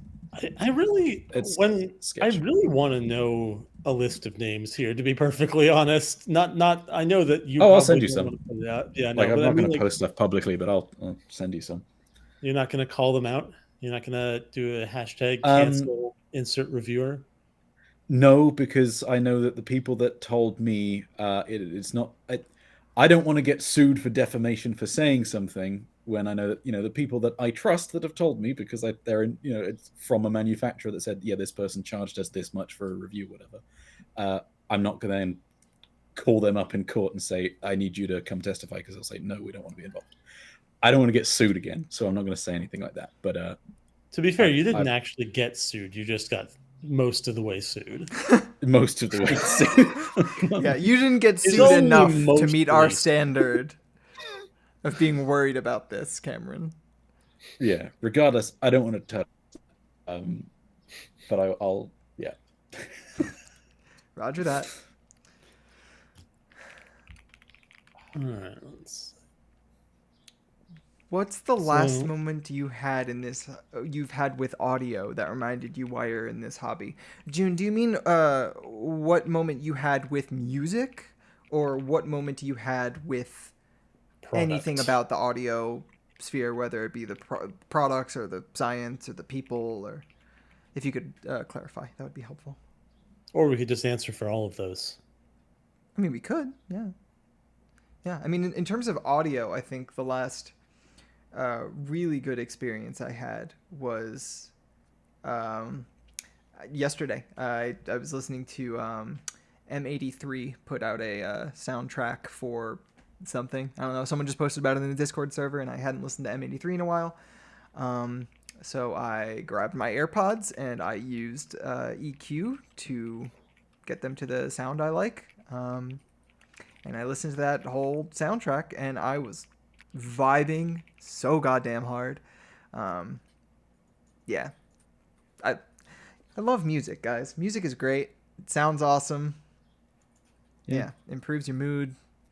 Gives you something, gives you a way to decorate your time, which is very, very cool. In terms of the other stuff, I feel like Can Jam is usually the time when like the people make me, remember how much I love this hobby. It's certainly not the products. The products basically never do that for me. The products are always basically kind of a disappointment, and it's like, why the hell am I still doing this? Trying to think of the other stuff. The science. I read a paper today that was actually pretty interesting. It was about it's called Towards. I think it's called Towards Defining a Target Response for Spatial Audio or something like that.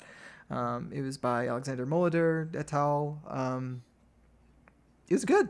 It was seemed reasonable. Like, and that's not always the case when you just pick out a paper from the AES, and it was both sensibly written, not too long, but also very clearly paying attention to what's happening right now. Which, guys, are we stupid? What do you mean? We forgot to talk about Beyer getting bought. I just realized this. Oh, I mean, I forgot about that. I don't really have much of a feeling about that, if I'm being perfectly honest. Like, what do you guys think? Okay, so just quick roundup for those who don't know. So Beyer Dynamic has been purchased by a Chinese company called, where was it? I've got to find it now. Well, the thing is, it's sort of a series of holding companies, nearest I could tell when I traced it down. Cosonic. Yeah. International. Yeah. Which, looking online, it seems like they make kind of OEM stuff for various different companies, and they do technically have their own products, but it's mostly as a proof of concept for OEM stuff. I kind of with Griffin, we really have no idea what this means, what it'll mean for the company, because we've seen some other pretty large companies get acquired recently. Obviously, Sennheiser did, Audeze did, and they definitely changed. I think probably Audeze more so than Sennheiser. Like, Sennheiser's continued to release stuff at a pretty decent pace. Audeze has had less stuff, I feel like, with more of a gaming focus, which makes sense because they were acquired by Sony. I would imagine that Cosonic is probably intending to use the Beyer Dynamic stuff as a base for the various different other manufacturers they want to contract for. So it wouldn't surprise me if we start seeing some like gaming headsets and whatnot that are actually Beyer Dynamics with under different companies' brandings. But we will have to wait and see. We really can't tell until stuff starts happening. Someone in a Discord server someone who like I've known for a while was unexpectedly very excited about this leak or rumor, and I was like, why are you so excited? And they're like, well, it's Beyer, things can only get better. That is legitimately my actual position. Like, I think that I wouldn't disagree.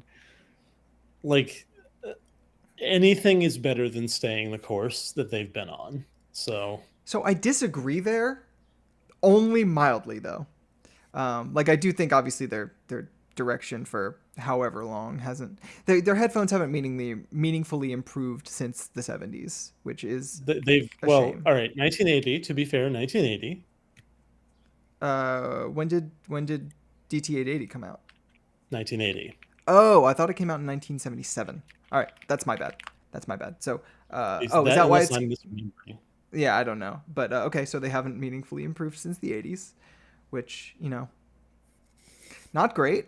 Well, I think it's worse than that though, because they've gotten worse, and they kind of have kept getting worse. Like, every successive generation of more expensive Beyers has kind of been worse than the last one.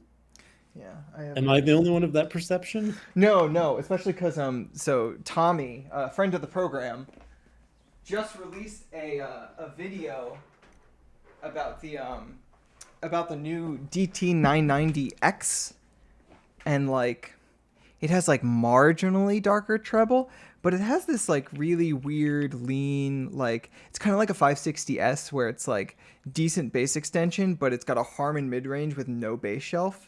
So like it's definitely something that's going to be like lean, bright, because it is still bright. It's still a Beyer. I don't know how that's really an improvement over the 990 necessarily. Like I think a lot of people will actually miss the kind of mid bass of the 990 relative to that headphone. So yeah, I would agree with the characterization that it actually does seem like they're kind of getting worse, at least in some respects. Like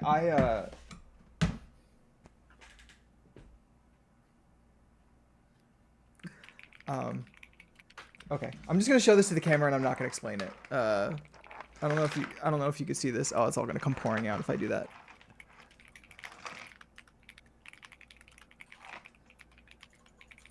These are it's shell pasta in a Sennheiser HD600 box with a Beyer Dynamic DT700 Pro X in there. I will not explain further. But I got this in a while ago, and I actually expected it to be much better than the 770, and I actually think I like the 770 more. Yeah, this is more comfortable. I like the pads on this one. It's really thick. But yeah, I don't know. I don't really see any logic to kind of what they're doing other than making things more comfortable. Like that's kind of an uncontroversial win, but yeah.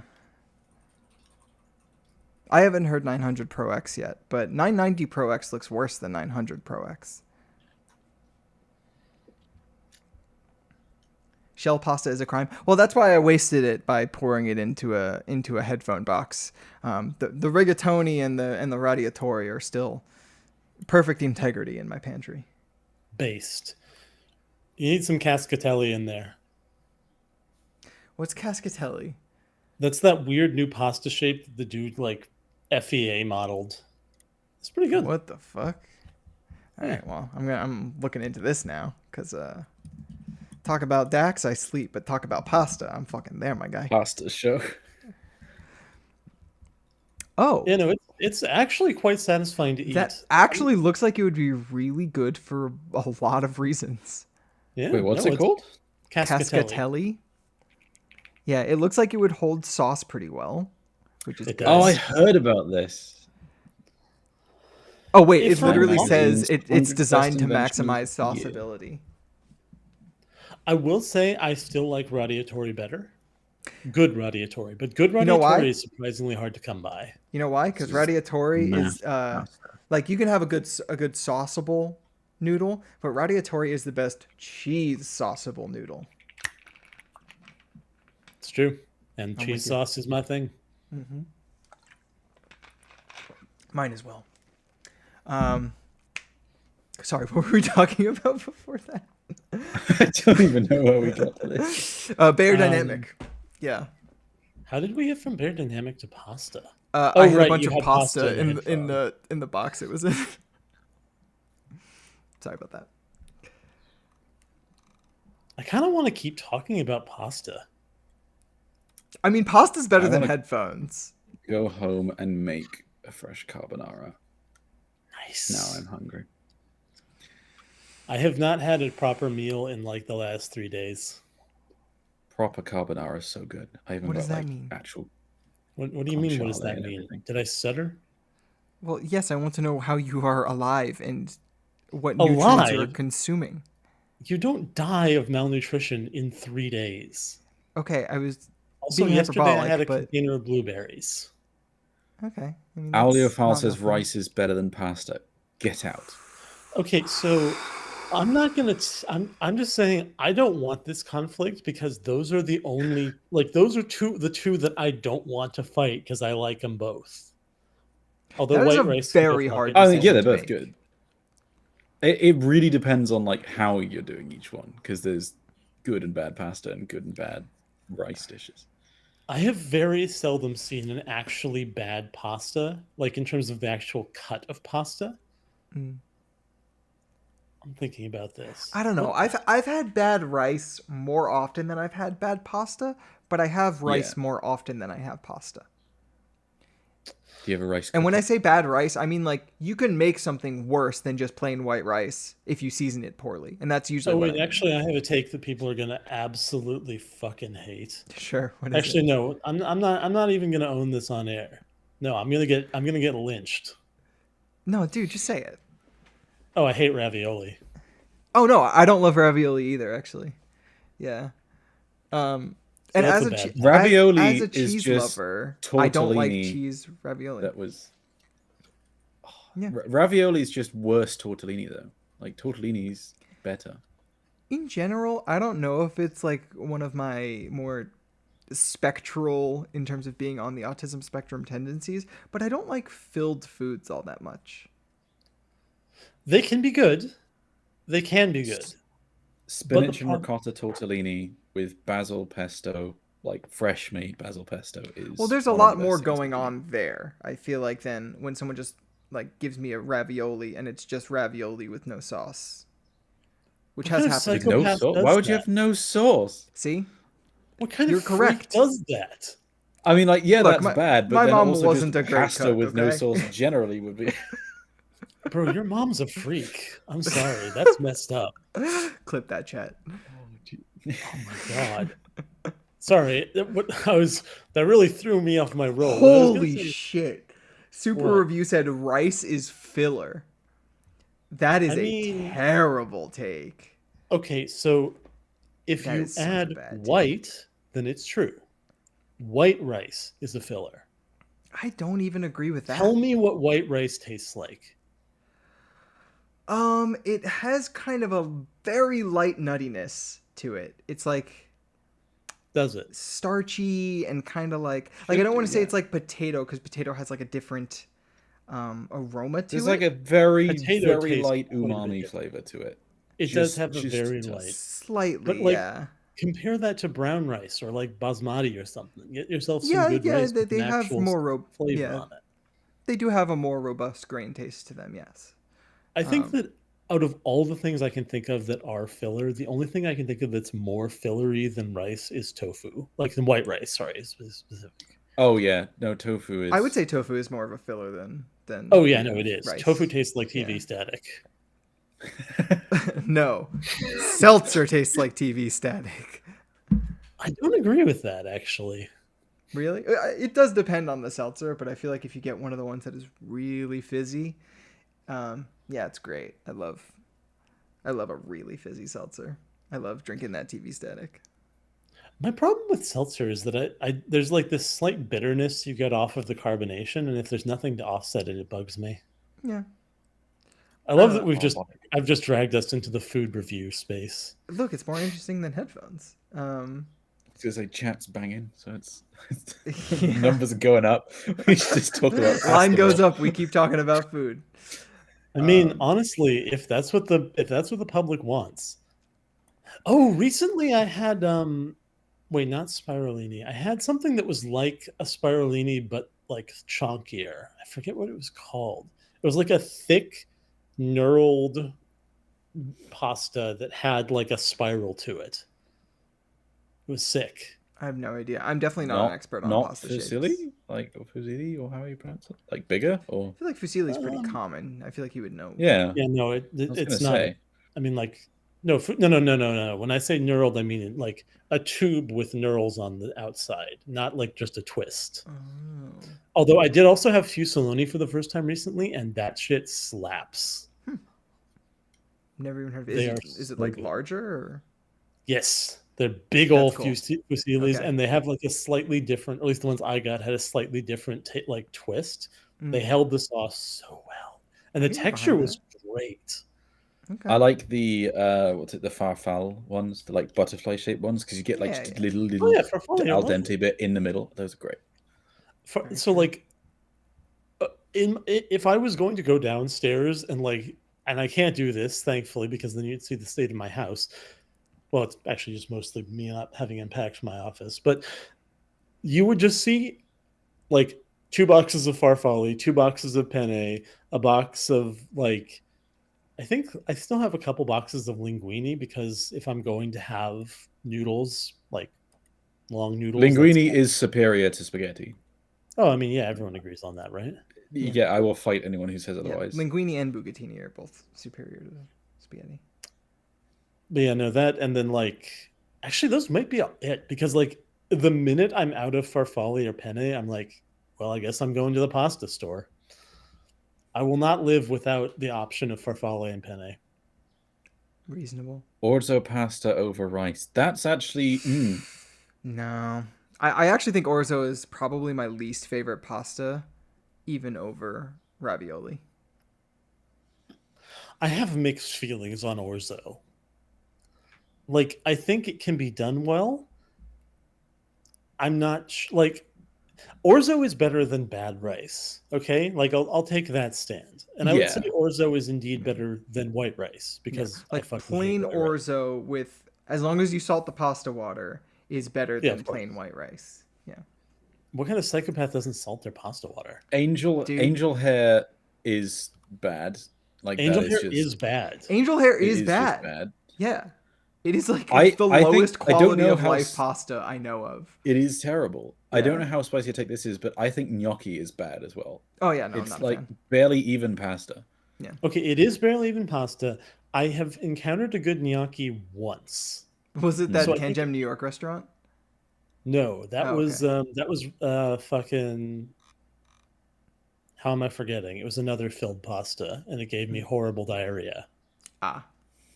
But no, so not positive reaction there. No. But I haven't had it once, and it was pretty good. But most of the gnocchi I've had has been dog shit. Yeah. So I feel like that's one where it could be good, but it very seldom is. Yeah. I have a hot food take. Mm-hmm.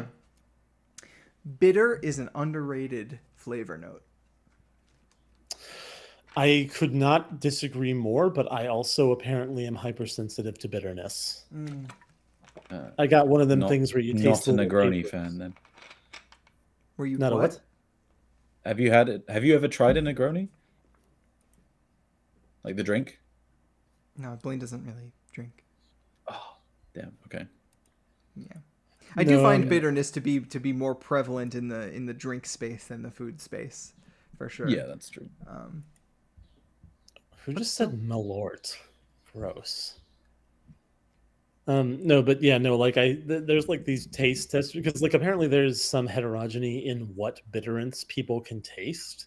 So you can get little test strips with a bunch of different, each one has a different bitter chemical, and some people, my mother, for example, can't taste any of them, because apparently 15% can taste this one, 25% can taste that one. I can taste all but one of them, and they all are super bad for me. Damn. So, yeah, apparently I'm just cursed with extra bitter. That's a shame. Some people have the genetic thing where coriander or cilantro, if you're American, tastes like soap. It's not that they just don't like it. It's it just genuinely tastes completely different for them. Yep. I really have a strong dislike for parsley. Most other herbs, I'm totally fine with, but parsley for some reason I just actually makes me want to vomit. I kind of vibe with this take. Parsley's bad. Actually, wait, you know what? I'm realizing that I've said something that was dearly wrong. I said that linguine was the best of the long noodles, but it's not. It's fettuccine. Fettuccine is the one that's kind of flat, right? Fettuccine is just in thickened linguine. I think it kind of depends. If you're making a carbonara, fettuccine doesn't work. That's fair. I usually make a quite thick white sauce, if you know what I mean. Yeah. Okay, Mark Ryan. There we go. He's got the same thing as I do with parsley. I'm fine with cilantro and coriander, but parsley just makes me want to. I can't remember the last time I just ate parsley. It's not even like I just eat it. It's like if it's used to season something, like a lot of fish dishes and stuff, they'll put parsley on, and if it's even got a little bit in, I do. Does cilantro exist in the UK? Yes, it's called something wrong because that's what they do. Coriander, right? Yeah, coriander. Jesus Christ. It's really common in like curries and stuff. I don't know if I can read Oris's messages, but I'm gonna just walk past that one. What the fuck do you mean it's an actual thing? Unfortunately, I know what he's talking about. What? Yeah, no, he's right. It is a non-sexual real thing. Wait, what? What? Yeah.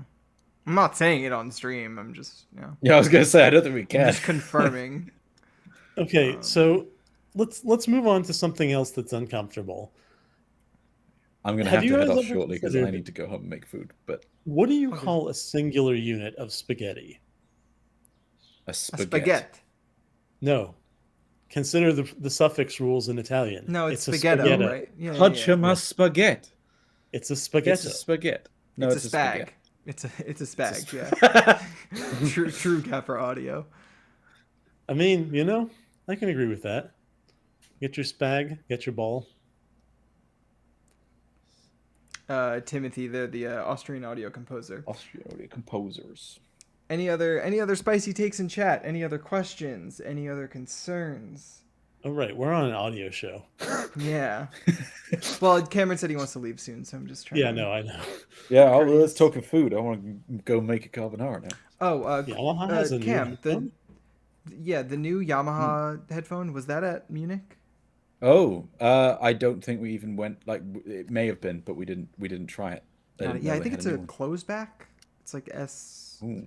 or YH4000. I'd be curious to try it. I was really not a fan of their previous one. No one was. Yeah. So. Okay, hold on. Upcoming unannounced Yamaha headphone, which looks basically the same as the old one. Oh, okay. So the YH4000 is the open, and there is another closed one. So there are two headphones, two new headphones. I can't imagine making it a closed back's gonna help. No, it's gonna make every part of it worse. I was gonna say, like, I'm almost wanting to hear that because I'm curious how bad it would be. KZO, Blaine's thoughts on SC Lab are that they are based, but he wants them to return his emails.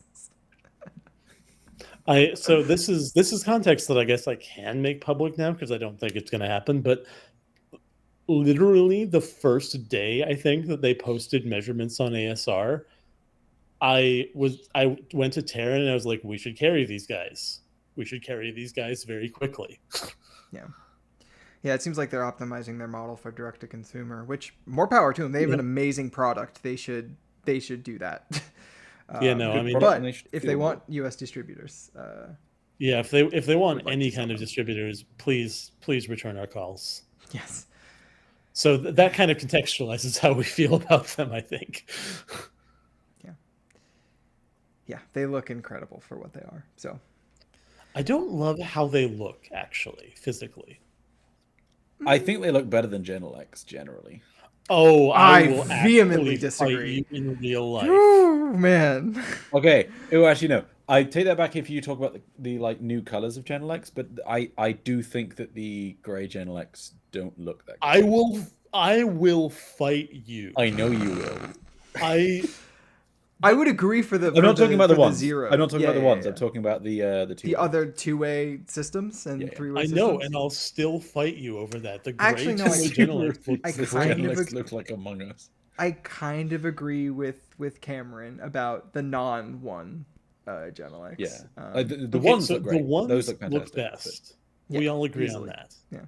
I think that the non-ones remain probably the most attractive studio monitors to me, straight up. No.